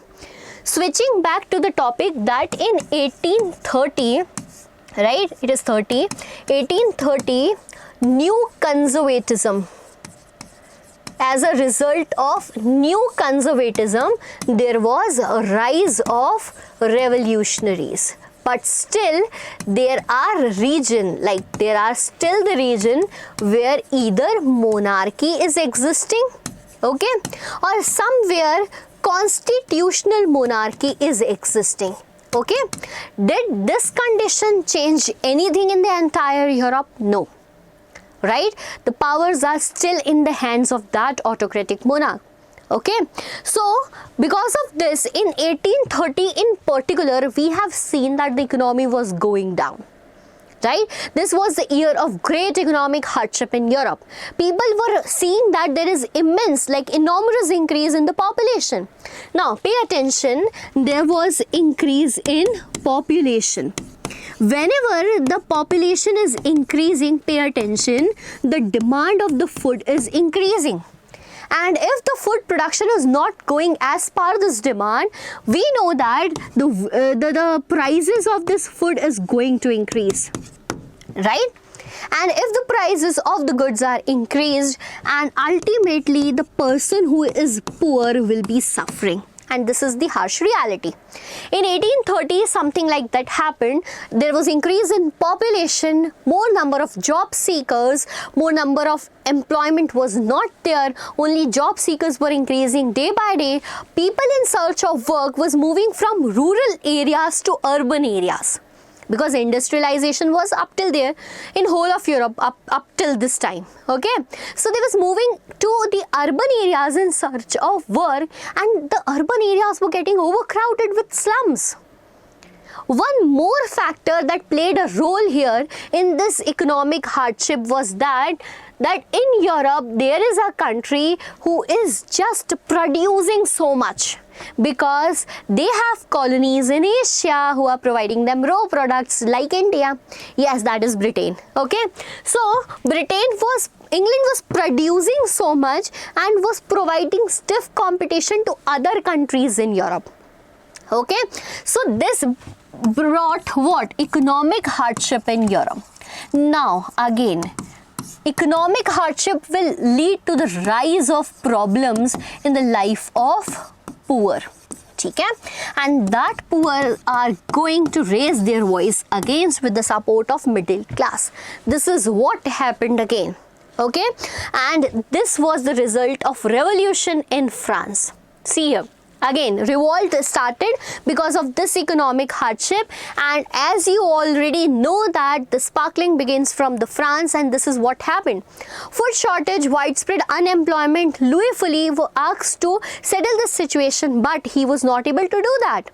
The revolution was such that people came on the streets fighting against the government buildings, attacking them, and it was the situation that Louis Philippe forced to flee. He went from the country, leaving the country behind. You take a look. So this is the time again National Assembly came into role. National Assembly proclaimed the country as republic.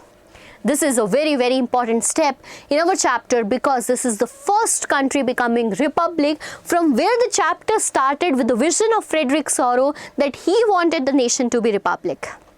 Okay, so the France become republic in the year 1848. In the year 1848, National Assembly proclaimed the nation as republic.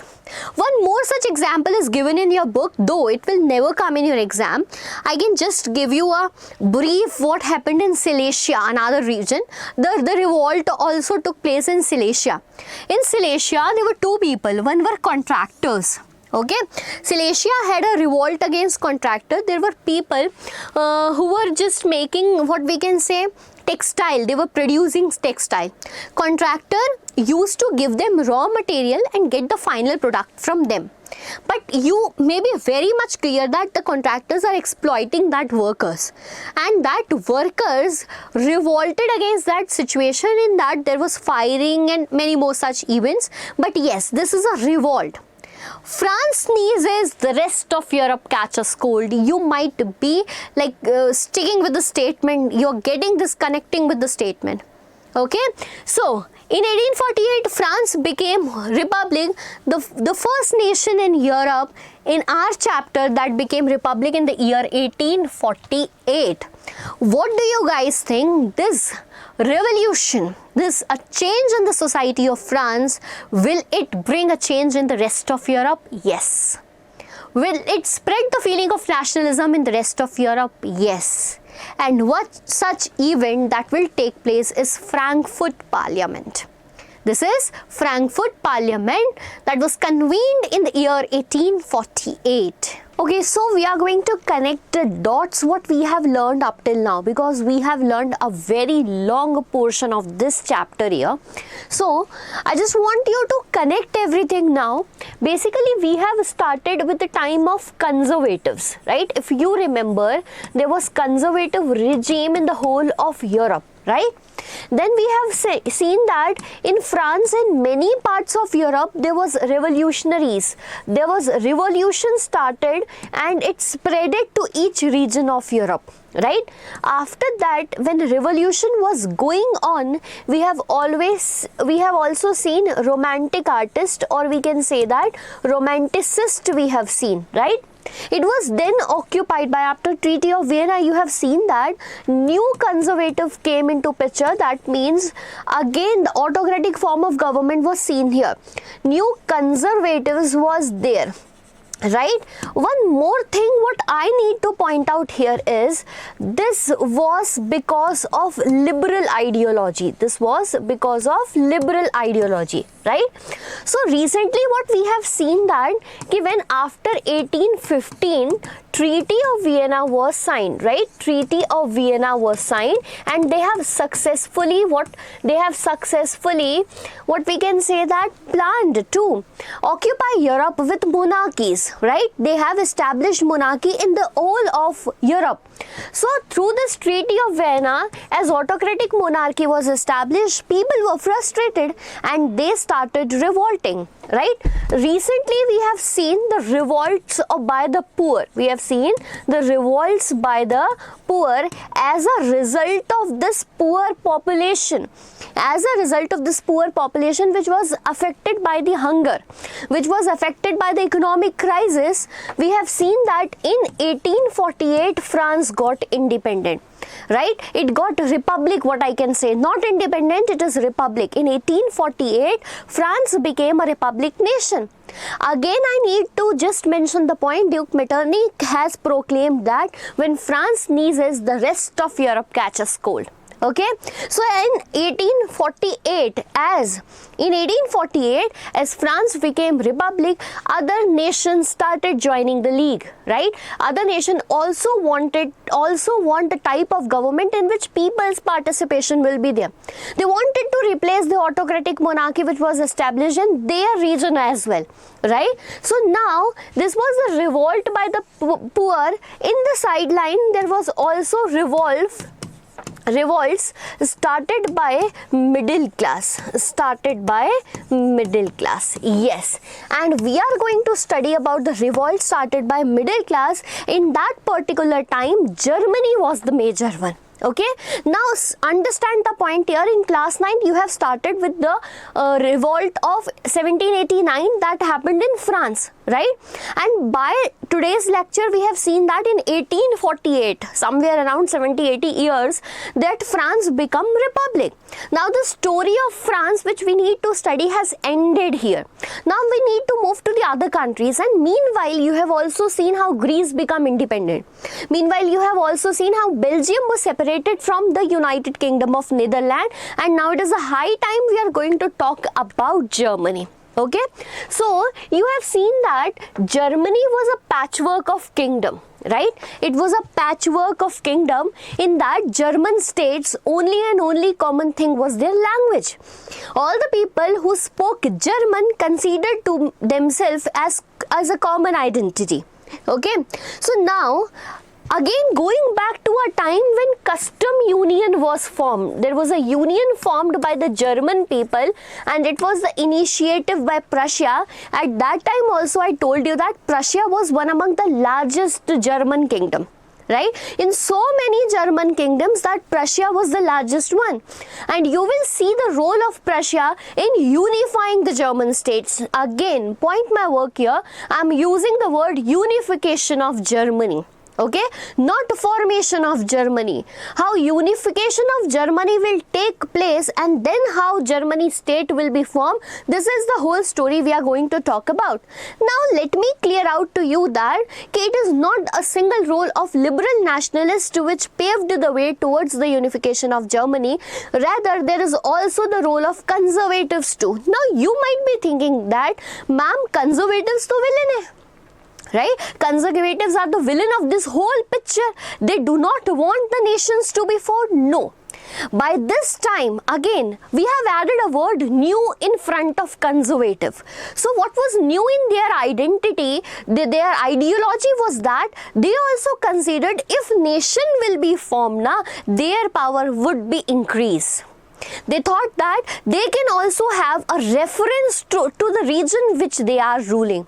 Their mentality also changed, because conservatives, yes, they do not accept the change, but the new conservatives believe that we will accept the change, but gradually and slowly. Okay, you will see how conservatives have a role in nationalism by this. Before moving further, I want to make you clear that this was the first step when German tried to unite themselves. Okay, they tried to bring all the German region together. When was it done and where was it done? It was done in Frankfurt. There was a city that is Frankfurt, okay? And this is a very important topic of class 10th, which is referred as Frankfurt Parliament, convened in the year 1848. It was convened in the year 1848. The region was Germany. The region was Germany. It was the initiative of all the middle class participants, okay? It was the initiative of middle class professional, businessmen, prosperous artisans. So basically the new social group which was formed after the development, this was the middle class participation. They all came together to form all German National Assembly. Yeah, the same elected body which was made in France. Okay, so they made a all German National Assembly. The objective of this meeting was to form all German National Assembly. It will be an elected body, and they formed it on the date that is 18th of May 1848. Do remember it, because it can come in your objective type of question, MCQs. Okay, so 18th May 1848, this Frankfurt Parliament was convened, and the elected members were 831. How many members were there in the Frankfurt Parliament? It was 831. Now all these elected representatives marched in a festive procession, like in festivals, we just make a procession, right? So in a festive procession, they was marching to the church of St. Paul. They were marching to the church of St. Paul, and the objective of this march, objective of this gathering was that they wanted to draft a constitution. So if you know what is constitution, constitution is a book or set of rules and regulation how the country will be governed. They also wanted that this all German region should unify, they should come together and follow the single constitution. According to the constitution, they said that the country will be headed by a constitutional monarch. Now pay attention, they wanted to continue the monarchy itself, but they want that their monarch should be subjected to parliament or should be responsible to this constitution. It should be subjected to the parliament, work according to this elected representatives. Get this point here? Now, this was whole proposal. We can see that the French people has already done there. So, there was no problem in everything. But, do you think this Frankfurt Parliament succeeded? No, not at all. This Frankfurt Parliament is a failure. Now, there might be reasons. There are 3 reasons for the Frankfurt Parliament's failure, and the number 1 is, like, you are given powers right now to decide what you want to study and how do you want to study. Suddenly, one day, your mother comes putting limitations on you. You will be frustrated. Yes, that's it. You will be frustrated, you will deny that no, I want to study according to myself, I am doing so since years, etc., etc. Similarly, a monarch was working in according to its will, right? According to its autocratic nature. Suddenly, this National Assembly was formed asking the monarch that you need to limit your powers now. You need to work according to the constitution. Give me the answer. Will they agree? No, not at all. They didn't agree. So basically, it was Frederick Wilhelm IV.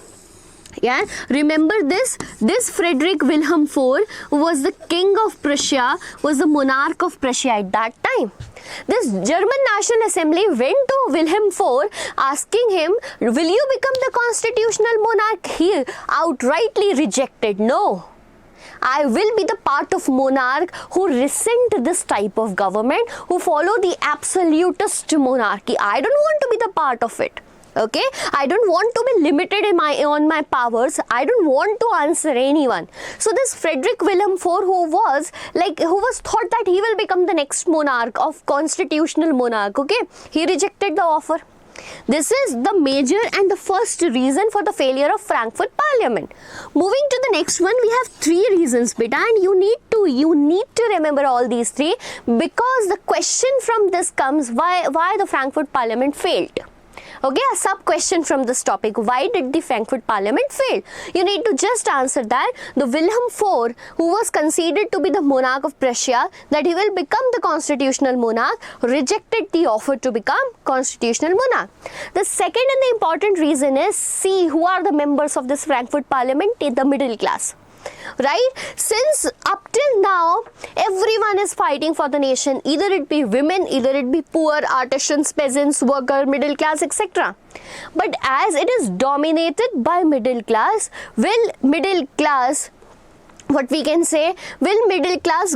the or accept the demands of workers or artisans? No, they will not. Okay, so here this domination by middle class resisted the demands of workers and artisans, and subsequently, as a consequence, they lost their support. Okay, and when you lose the support of the masses, it is a failure all the time. And the third and the very important, you might be seeing since the French Revolution, you might be seeing the role of women in every part.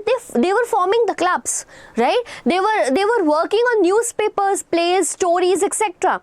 They were doing everything, but whenever it is for their rights, no one is ready to provide them. In this time also the same thing happened. I'll show you this picture. Can you see this picture? This is the picture of Frankfurt Parliament. See this nicely, beta. Okay, just give me a minute. Oh, this is the picture of Frankfurt Parliament. You can see this is gallery here, okay? They were not even allowed to sit in this Frankfurt Parliament. They were just treated as observers standing in this gallery in the Frankfurt Parliament. Okay, so the issue of the political rights of women was also a controversy here. It was not accepted that women will be given the suffrage right, and these are the 3 reasons why Frankfurt Parliament has failed. These are the 3 reasons why Frankfurt Parliament has failed. Now I'm going to tell you what will be the question from this topic. A 5-marker question.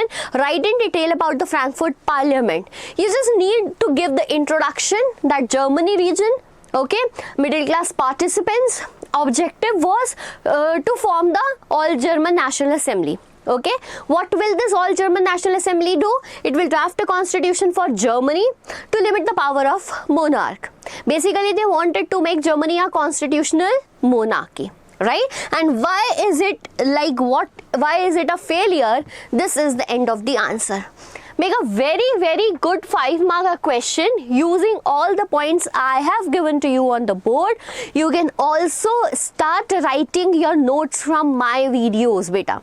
It is like, I ensure you, it is more than enough. Everything is okay from this, right? You will have a very good subheading divided notes in my videos.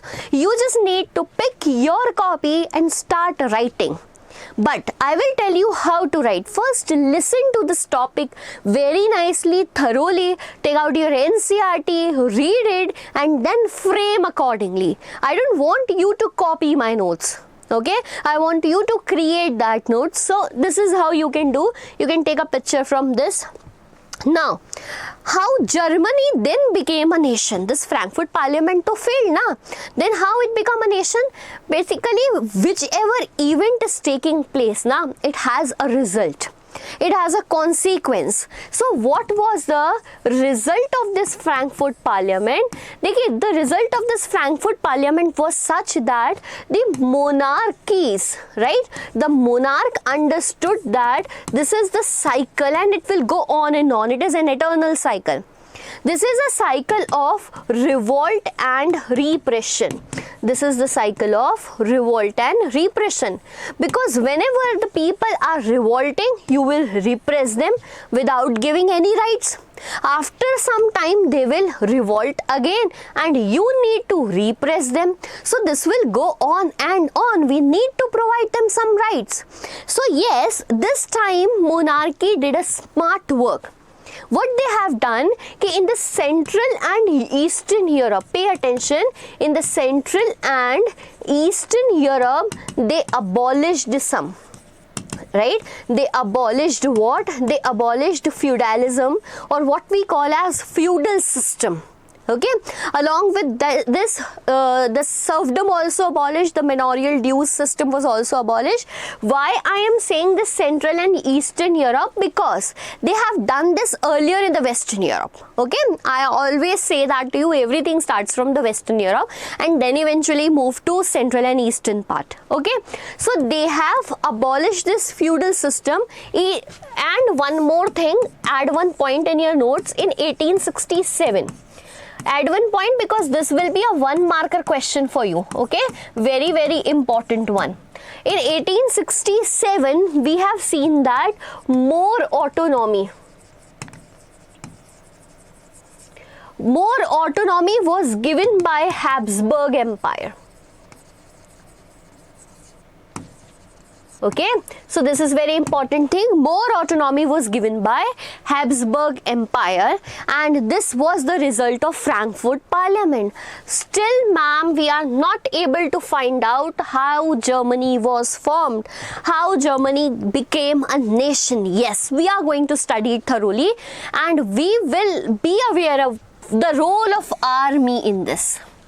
The question can directly come in your exam. Can army be the architect of the nation? Yes. Right? Army has a very big role in the unification of Germany and we are going to see that. First, I want your attention on this region which is considered to be as German region. And why it is referred as German region? Because the people here speaks the language German. Okay, Germany, and see this is Prussia. Can you locate that? This is one among the largest area in this German region and hence every time we are talking about Germany, there is a role of Prussia. Okay, this Prussia was ruled by monarchy. It was ruled by monarchy and the monarchy has its army as well. Okay, up till now in Germany, okay, up till now in Germany, who tried to unify this Germany were either the poor, okay, or they were middle class people. Either the poor or they were middle class people, but we know that both of them somewhere failed in their attempt. Okay, Both of them somewhere failed in their attempt, but now the Prussia state will take this responsibility to unify Germany as a nation. The picture you are seeing here is the person Otto von Bismarck. Otto von Bismarck, if you don't know, he is referred as father of Germany. He is referred as father of Germany or father of German unification because he has a very, very important role.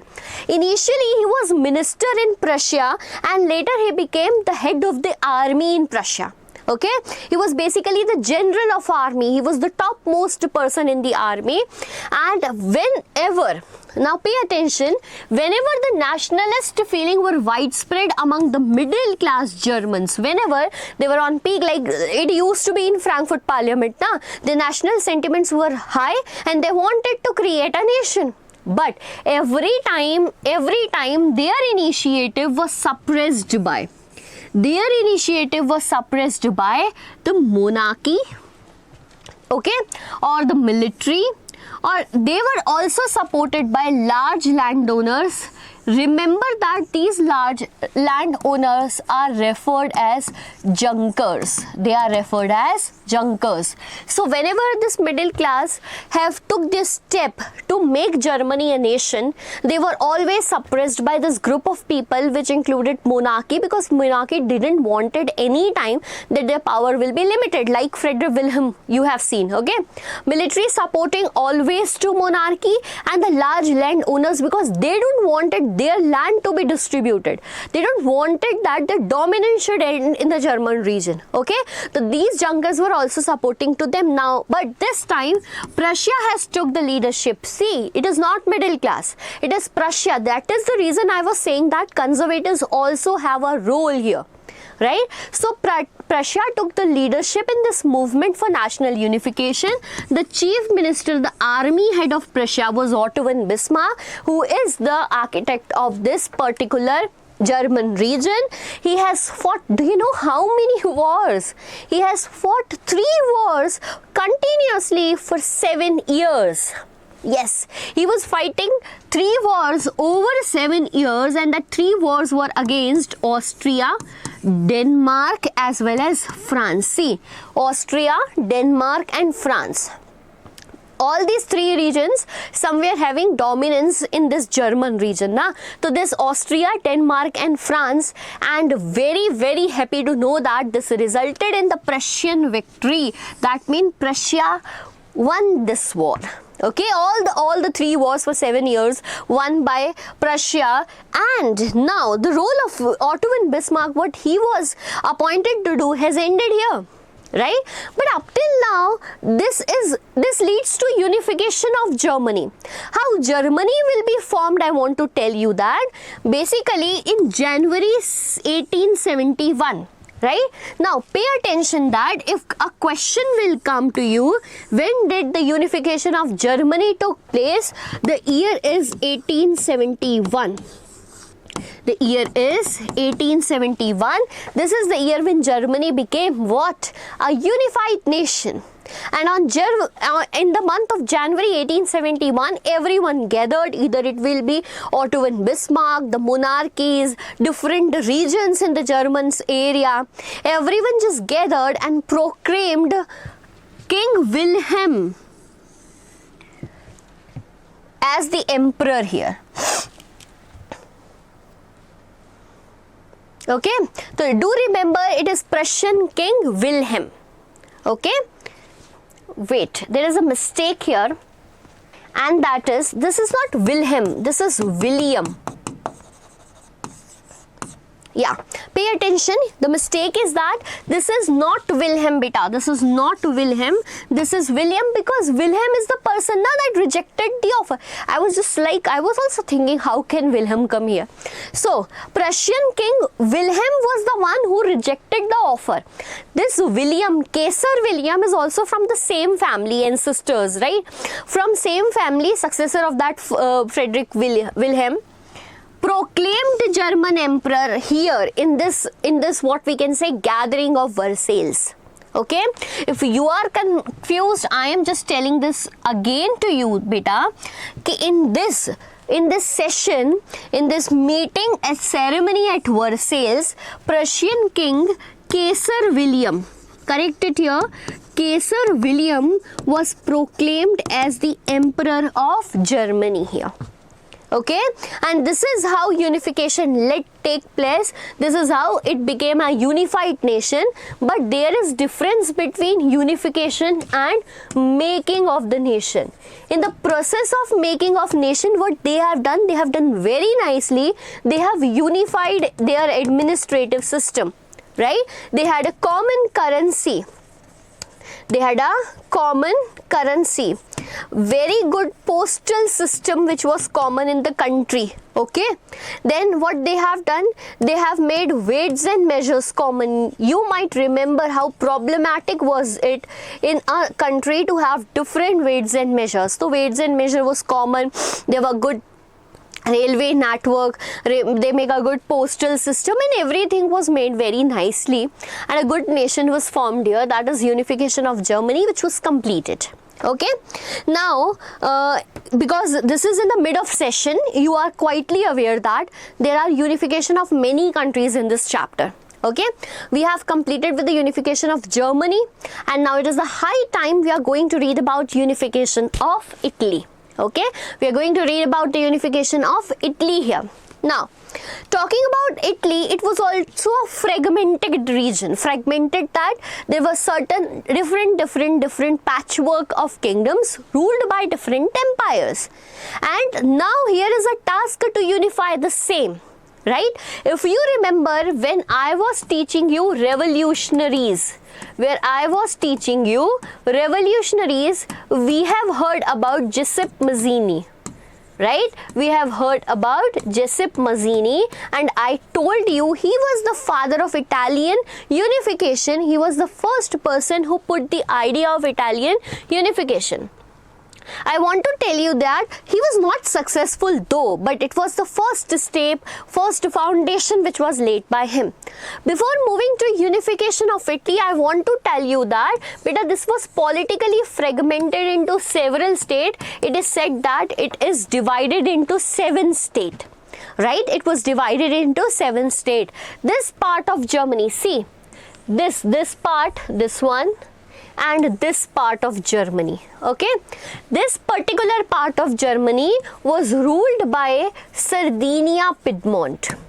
It was referred as Sardinia Piedmont, and it is the only region, pay attention here, it is the only region where an Italian ruler is ruling. Okay, where an Italian ruler is ruling, or we can call this as Italian princely house. We can call it as Italian princely house. This was first region. This was Genoa, this was Sardinia Piedmont, all was brought together by Treaty of Vienna. It was ruled by Italian princely house, and this was the only region where Italian king is ruling.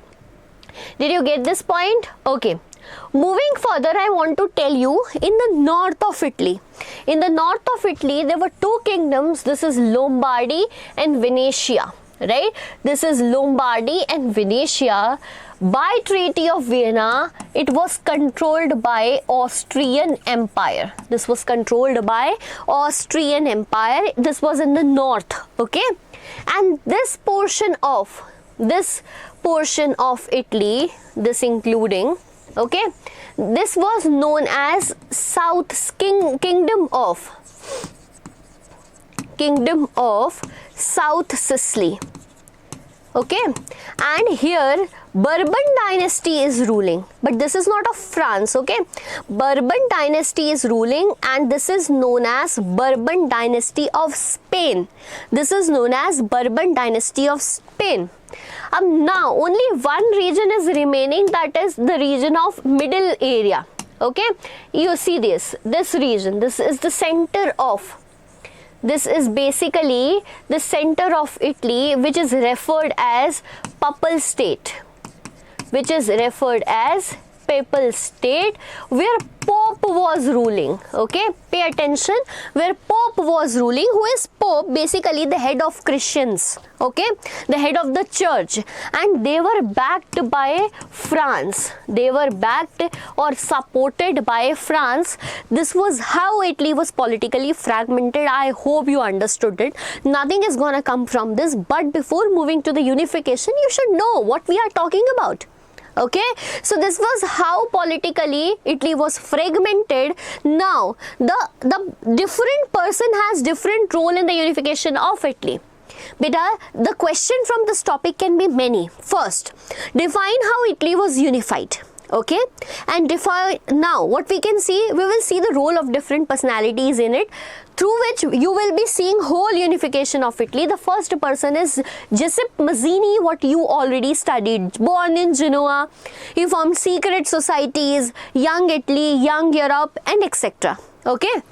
So basically, this Giuseppe Mazzini forming a society, Young Italy, because he understood that, he said that God has made nations to be the natural unit of mankind. If you remember this point, this was very important.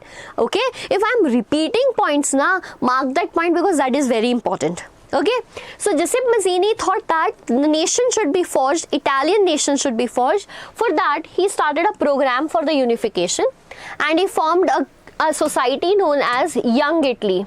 He formed the society known as Young Italy here, and he started uprisings, or what we can say revolt, particularly in the year 1831 and 1848. However, both of them failed. Okay, 1848, see, everything is going collectively. In France in 1848, they become republic. Revolt was going there also. Right, 1848, Frankfurt Parliament was convened in Germany and it was stopped by the group of military. Right, revolt was going there also. In Italy also something is going on. Everything is going collectively in Europe. Okay. So, uprising started in 1831 and in year 1848. I want to tell you that both these uprisings failed. Okay. Now, if uprising is failed, there may be someone who took this as opportunity or someone who took this as responsibility. You know that there is only one person who is Italian here, and that was the ruler of Sardinia Piedmont, Victor Emmanuel II.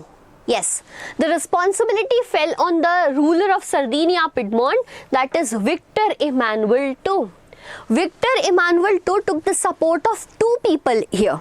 Right, I want to tell you that this Victor Emmanuel II took the support of two people in this journey. One was Cavour.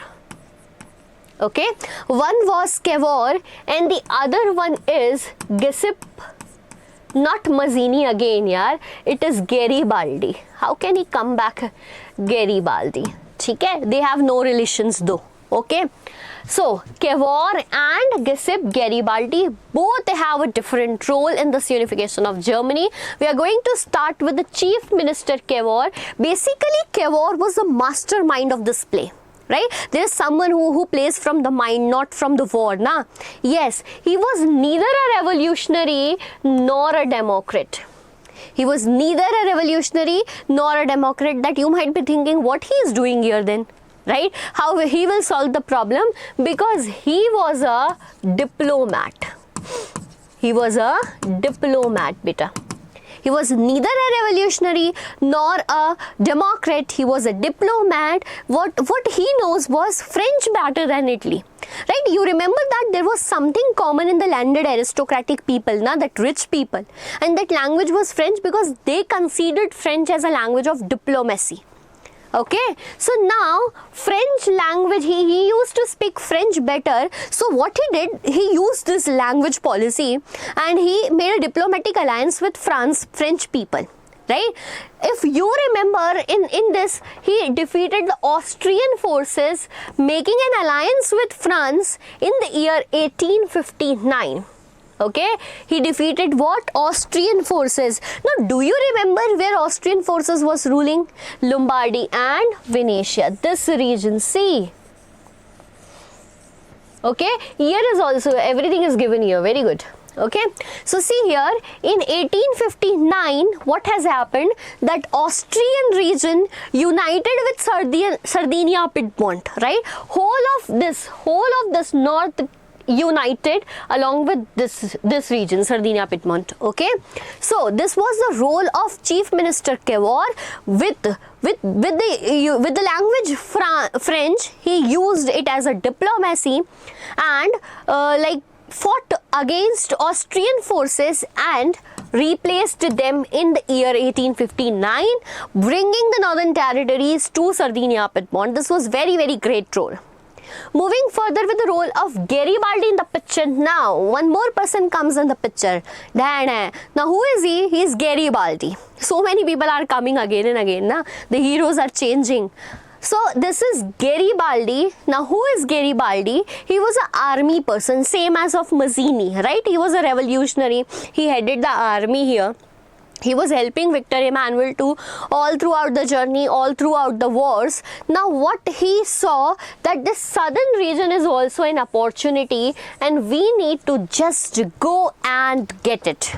Okay, so what he did in the year 1860, he took his forces. You know that his forces was known as red shirts, right? He took his forces to this region of South Sicily where Spanish rulers, Spanish dynasty, Bourbon dynasty was ruling.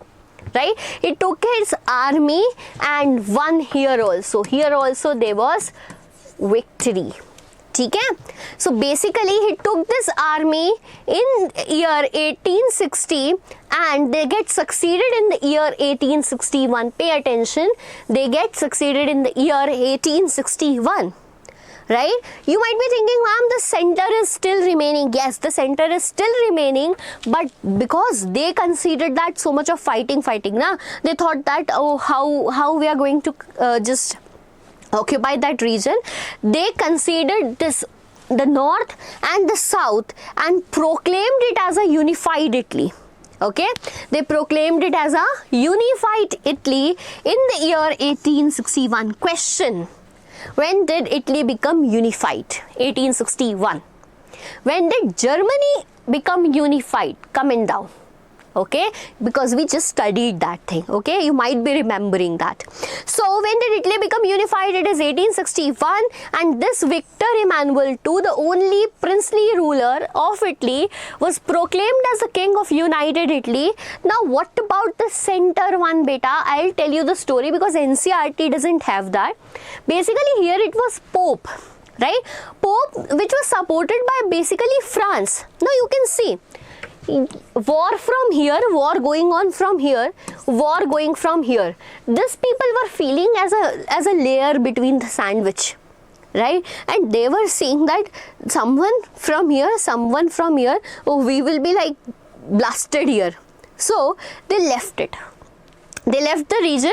Take it. What we will do in between? This is one reason, but I will give you one more reason. This was backed by France. And see here, this was in 1861. This was the same time France was fighting with Germany, right? And where will France fight now? Where all can they fight? So basically they have given up the center region to Italy also, and this is how Italy was unified, right? Coming back to this, I want to tell you that in this last few minutes, we have covered very two important topics of our nationalism in Europe. That is unification of Germany and unification of Italy. Now we are moving to the strange case of Britain. Why? Is Britain strange? No, Britain is not strange, but its unification is quite strange. Let me tell you that you will see the story of a country which was not even a country, it was an isle. Right? It was part of Ireland, and how it globally influenced. Yeah, they have occupied us, right? They have ruled us for 200 years. See how from a small region they did this. Today we are talking in English. Okay, this was just a tribal community talking English and the whole nation relying on English right now. How strange is that? Yes, exactly. The name itself says that this is the strange case of Britain. I want to tell you that this Britain, okay, what we call it as a Britain, the Great Britain right now, how did it become great? See, basically, this was an area, this purple one you can see, this was an area which was referred as England, which was referred as England, because the people here speaks the language English. The people living here speaks the language English. Basically, this was group of tribal communities speaking English and that area was referred as England. Okay. Here in the green one, you can say this is Ireland. The people here speaks the language Irish. Speaks the language Irish. Move to the north one here. This is Northern Ireland. Now I'll tell you the difference between Northern and Main Ireland. Okay, this was Scotland. The half part is cut here. There is more. Okay, this was Scotland where the language was Scottish. And this region, this Wales region, people here speaks the language Welsh. Okay, so this was 4 tribal groups. So this was 4 tribal groups living in the Isles of, okay, living in different isles. This have a separate island, okay, island. This have a separate island. This was a separate island. So this is group of islands, isles what we call, where different tribal groups speaking different language was they seen here. So basically, if I'll talk about that, ma'am, was there any revolution? No. Was there any upheaval? Suddenly like someone came and attacked on the fort that happened in Bastille? No. Nothing like happened in France was there. Nothing happened like something similar to Germany. Nothing similar to Italy. This is a strange case because it is not the result of any sudden upheaval or any sudden revolution. Rather, it is a long drawn process and gradually they will become great. They are not great one day. They were not great one day. But what you need to pay attention that among this tribal group, this people of England, those who speak English, was getting in power day by day. Right? They were getting in power day by day, and what they did now, they made their dominance. They made their dominance, and even they asked their monarch to leave the place. They basically asked their monarch, now it is the high time you should go. It's the time that people should come in power, and they formed the English Parliament. Right? They formed the English Parliament, seized the monarchy in the year 1688. Formed the parliament, seized the power in the year 1688. See, the France, the Germany and Italy people are not even thinking about it. Okay, so they seized the power, and day by day this English Parliament was becoming stronger and stronger and stronger. And they wanted the control over the whole region.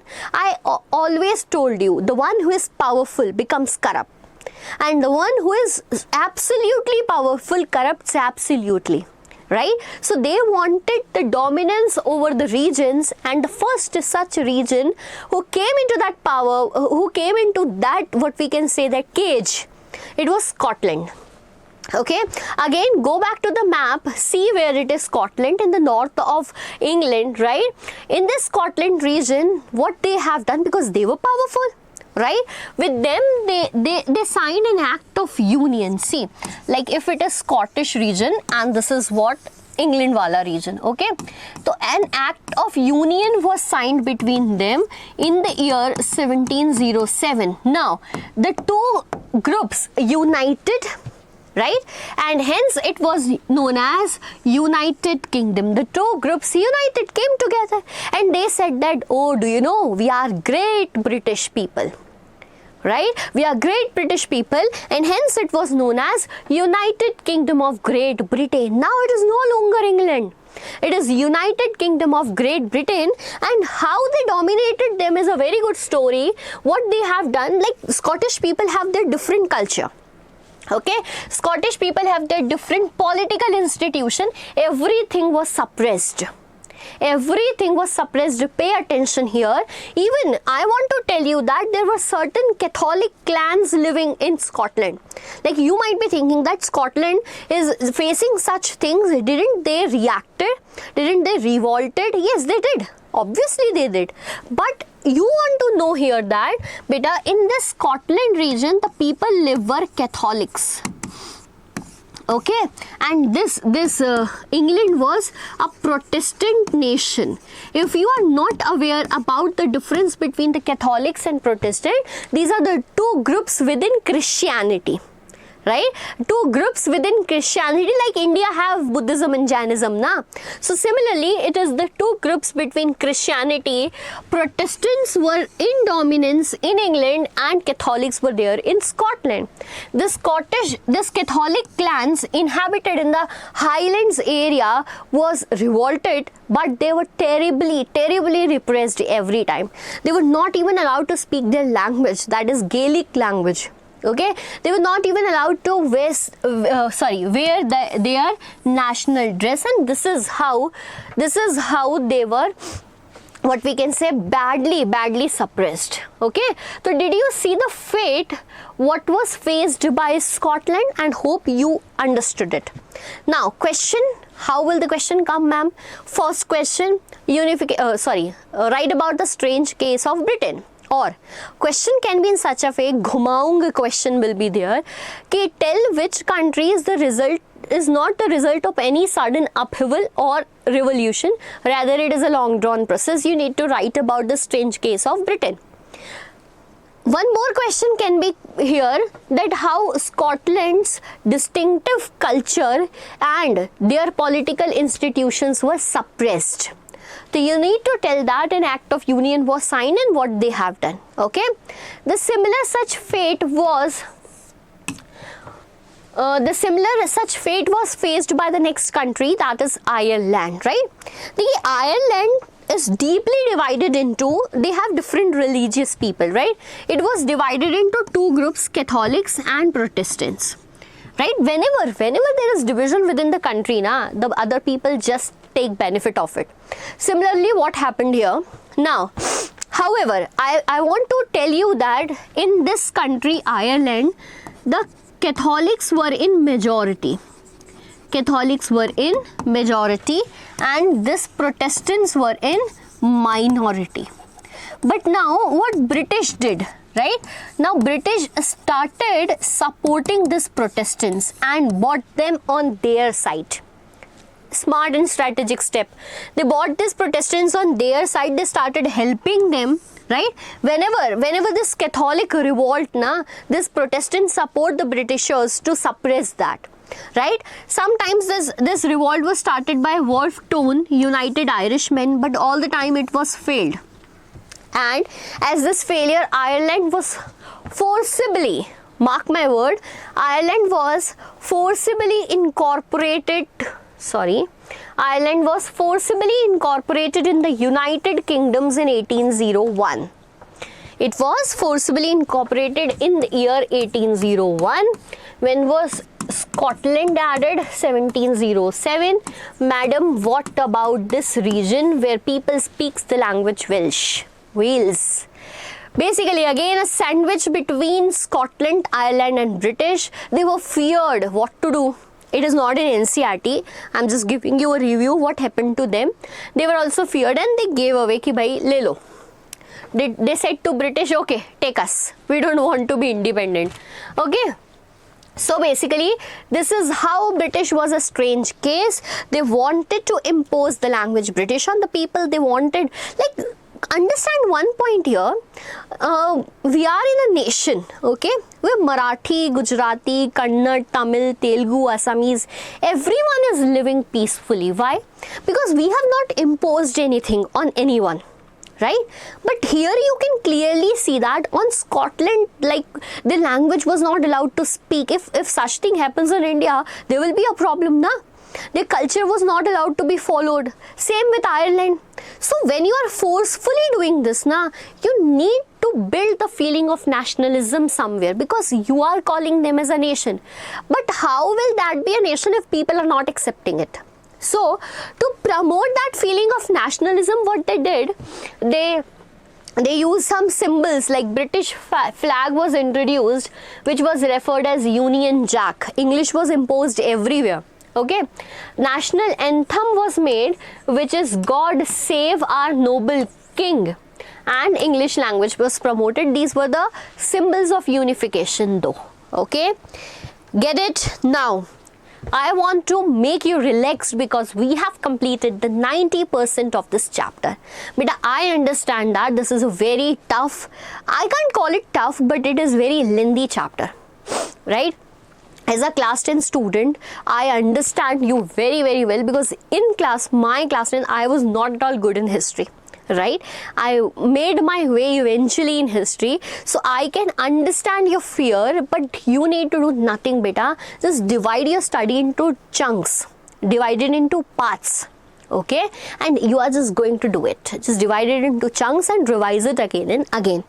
So 90% of this chapter is done. We are end of the chapter, and now we will be studying some interesting things, right?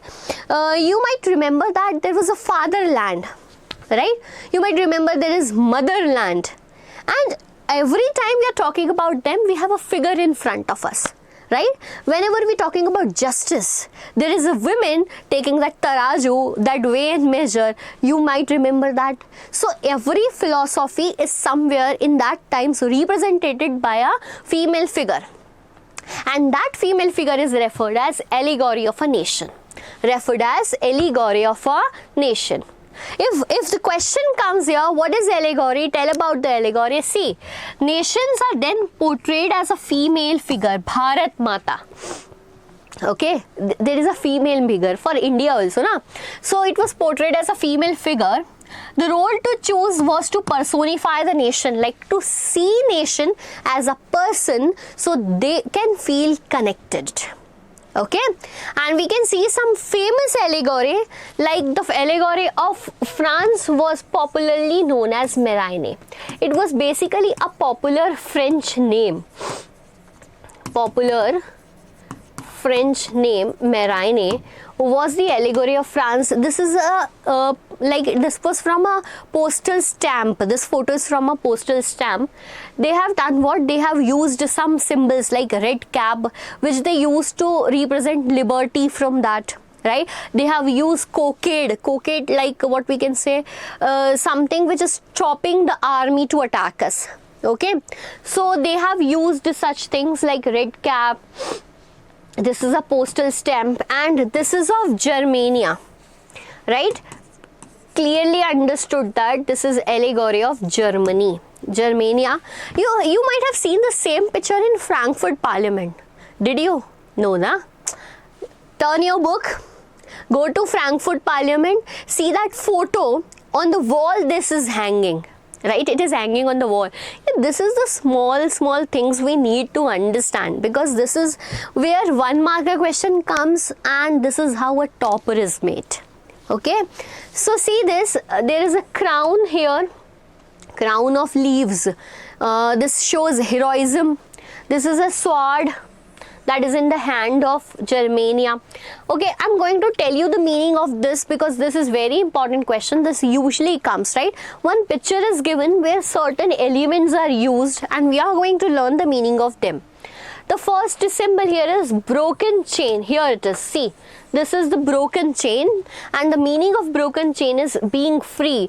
I want to tell you that in the last session, right? 1 marker question came from this, an MCQ came from this, that what does this particular thing means. Okay, so broken chain means being free. This breastplate with eagle, this one. This breastplate with eagle, basically it is the symbol of German Empire. It is the symbol of German Empire, and it is showing the strength of German people. Okay, this crown of oak leaves, Germania is wearing. This is the crown. Can you see this, beta? This is the crown of oak leaves Germania was wearing. It referred to heroism. Okay, heroism. Okay.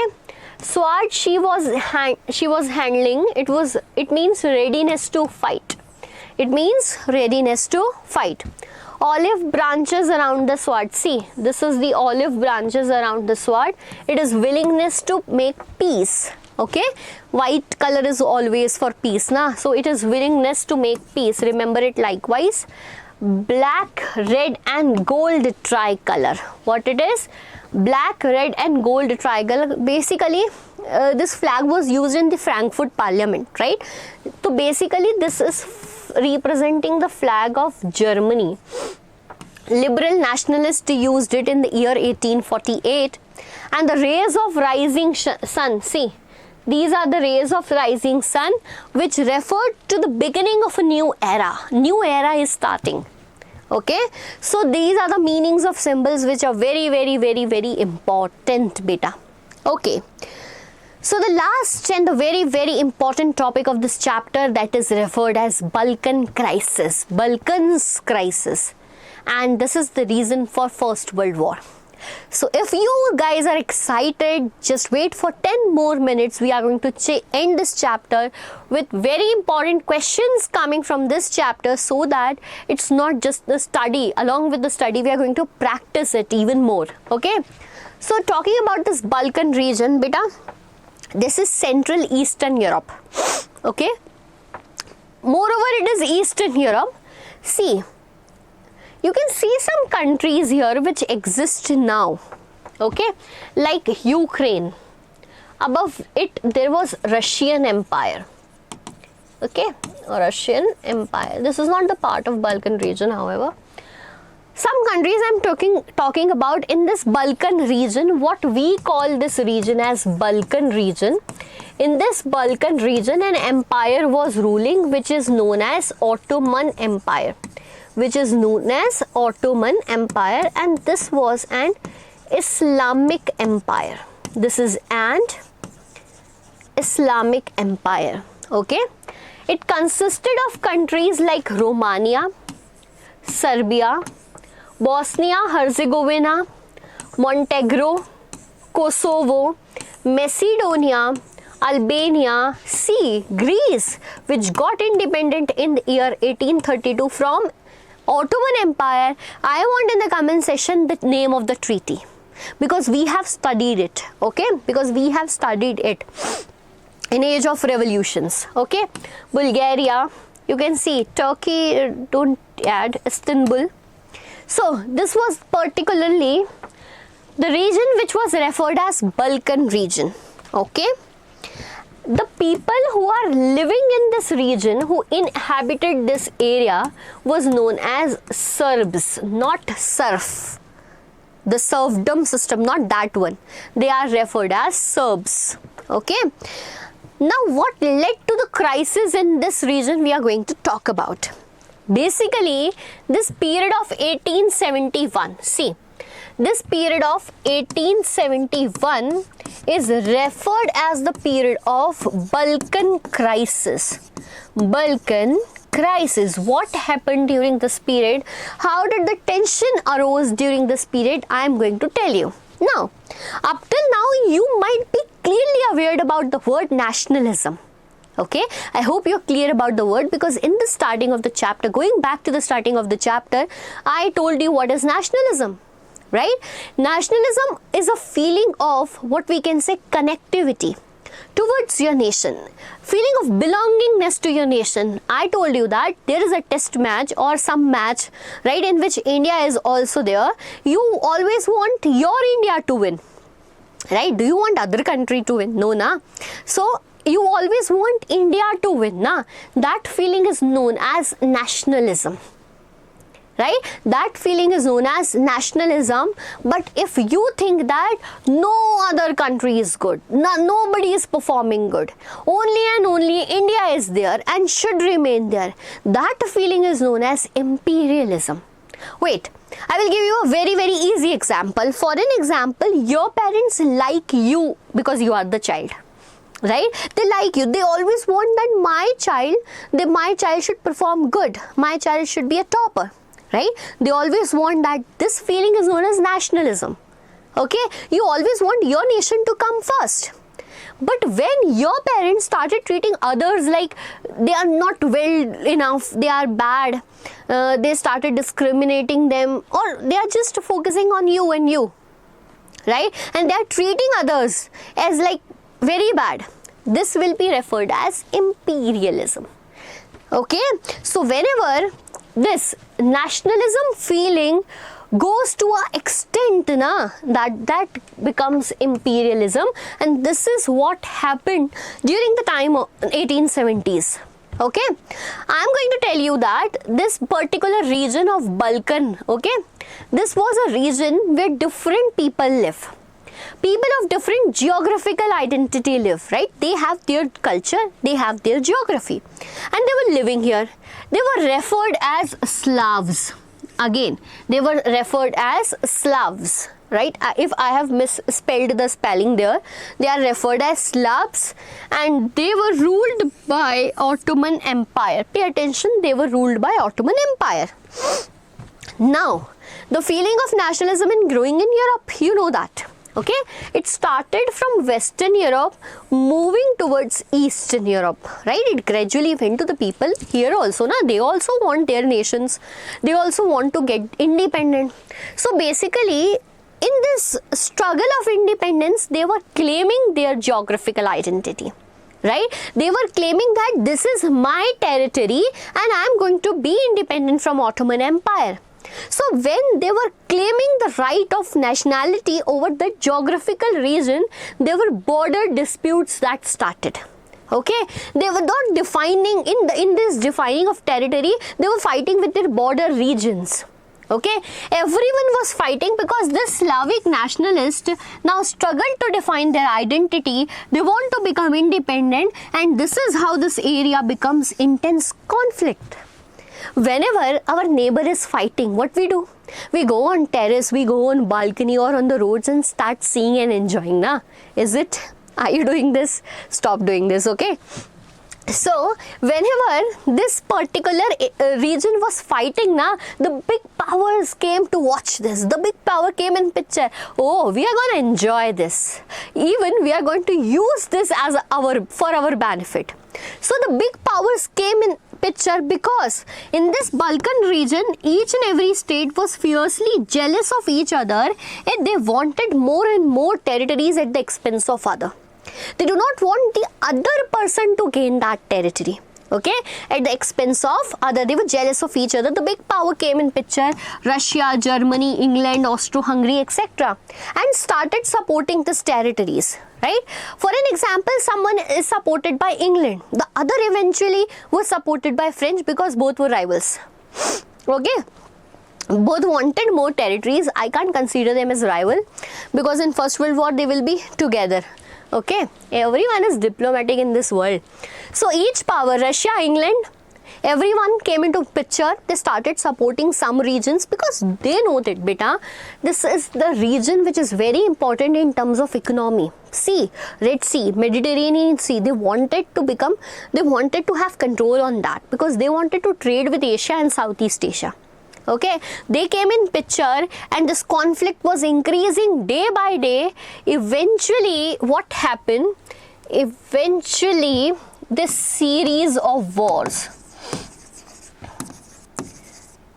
This series of war led to World War I in the year 1914 and went till 1918. So, we started our story from France 1789 and we have moved to 1940. Either you are going to study in class 11th if you are interested in history or arts. But I know everyone is maths and science student here. No issues. If you want to study that, we will make lectures on that too. I don't think anyone wants that. So, coming to this. So, series of war lead to First World War, and this is how nationalism resulted in imperialism, and this is how I'm very happy that we have ended the chapter. So, we have completed this whole chapter in a one short explanation video. You just need to click the subscribe button, switch on this video, sit with a pen, with a paper, and start making notes after you study the topic, after the topic is clear to you, because I already said that do not copy, not even me, not anyone you want to copy. Okay, ending this session with some practice questions because I want you to do this practice question at the end of this video, because then only you are going to get good marks in your future exam. And the questions are such that we are going to solve this question in separate video also. Until then, I'm giving this as your homework because I think the notes are enough for that. Okay. Question number 1. How did the people of France develop the feeling of collective identity among its people? How did the people of France? So you remember that 7 points? Yes, that is going to be there. List features of civil code. We are going to write civil code of 1805. Acha, I'm going to tell you a habit of answer writing. Okay. Whenever some question comes in front of you, these are certain straightforward questions, but there may be certain gumaung questions, na. So whenever the question comes in front of you, na, take a pencil and underline the keywords so that you can understand what I'm going to write here. Sometimes what happens, the question is long and we need to read it again and again. Rather than reading it again and again and wasting your time, underline that. So as I have done in, list the features of civil code popularly known as Napoleonic Code. So we are clearly aware that we are going to write Napoleonic Code in this. Okay. Write a short note on Mazzini. Okay, I have given that in my video. Language too played an important role in developing nationalist sentiments. I am just going to give you a hint in that because we need to write about the case of Poland affected by Russian dominance. Okay, go back to the video, you will find it. 5th question, how did Romanticism seek to develop a particular form of national sentiments during 18th century? Now, choose 3 examples.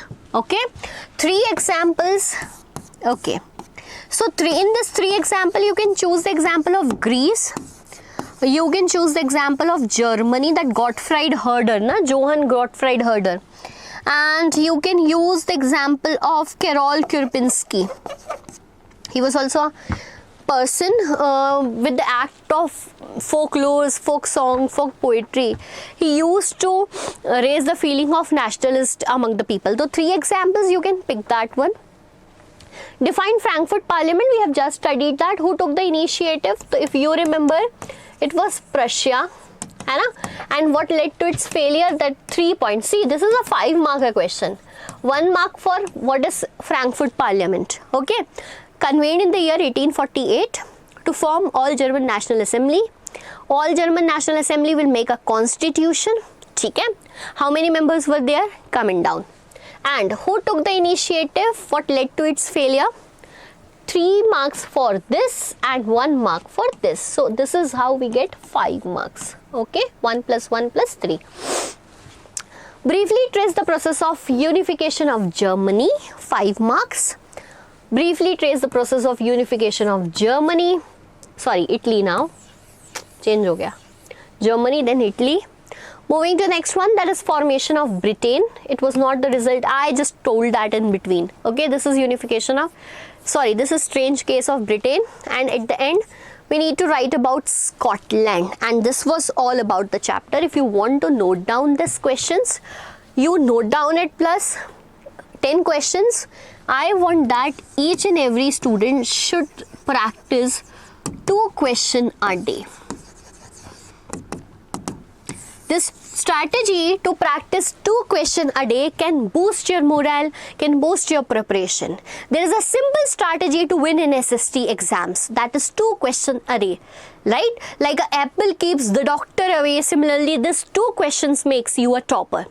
So this is what you need to follow in throughout your class 10 journey, and I hope you are going to ace this out. So this was all about the chapter Rise of Nationalism in Europe. Stay connected because we are also going to bring for you the more chapters like nationalism in India. We have print culture from history and many more such chapters from civics, geography, economics. I hope you loved the video. If you loved my delivery, if you want any change in delivery, just comment down. Because we need to be the part of your journey throughout your class 10. Diksha Vedantu has promised this to us.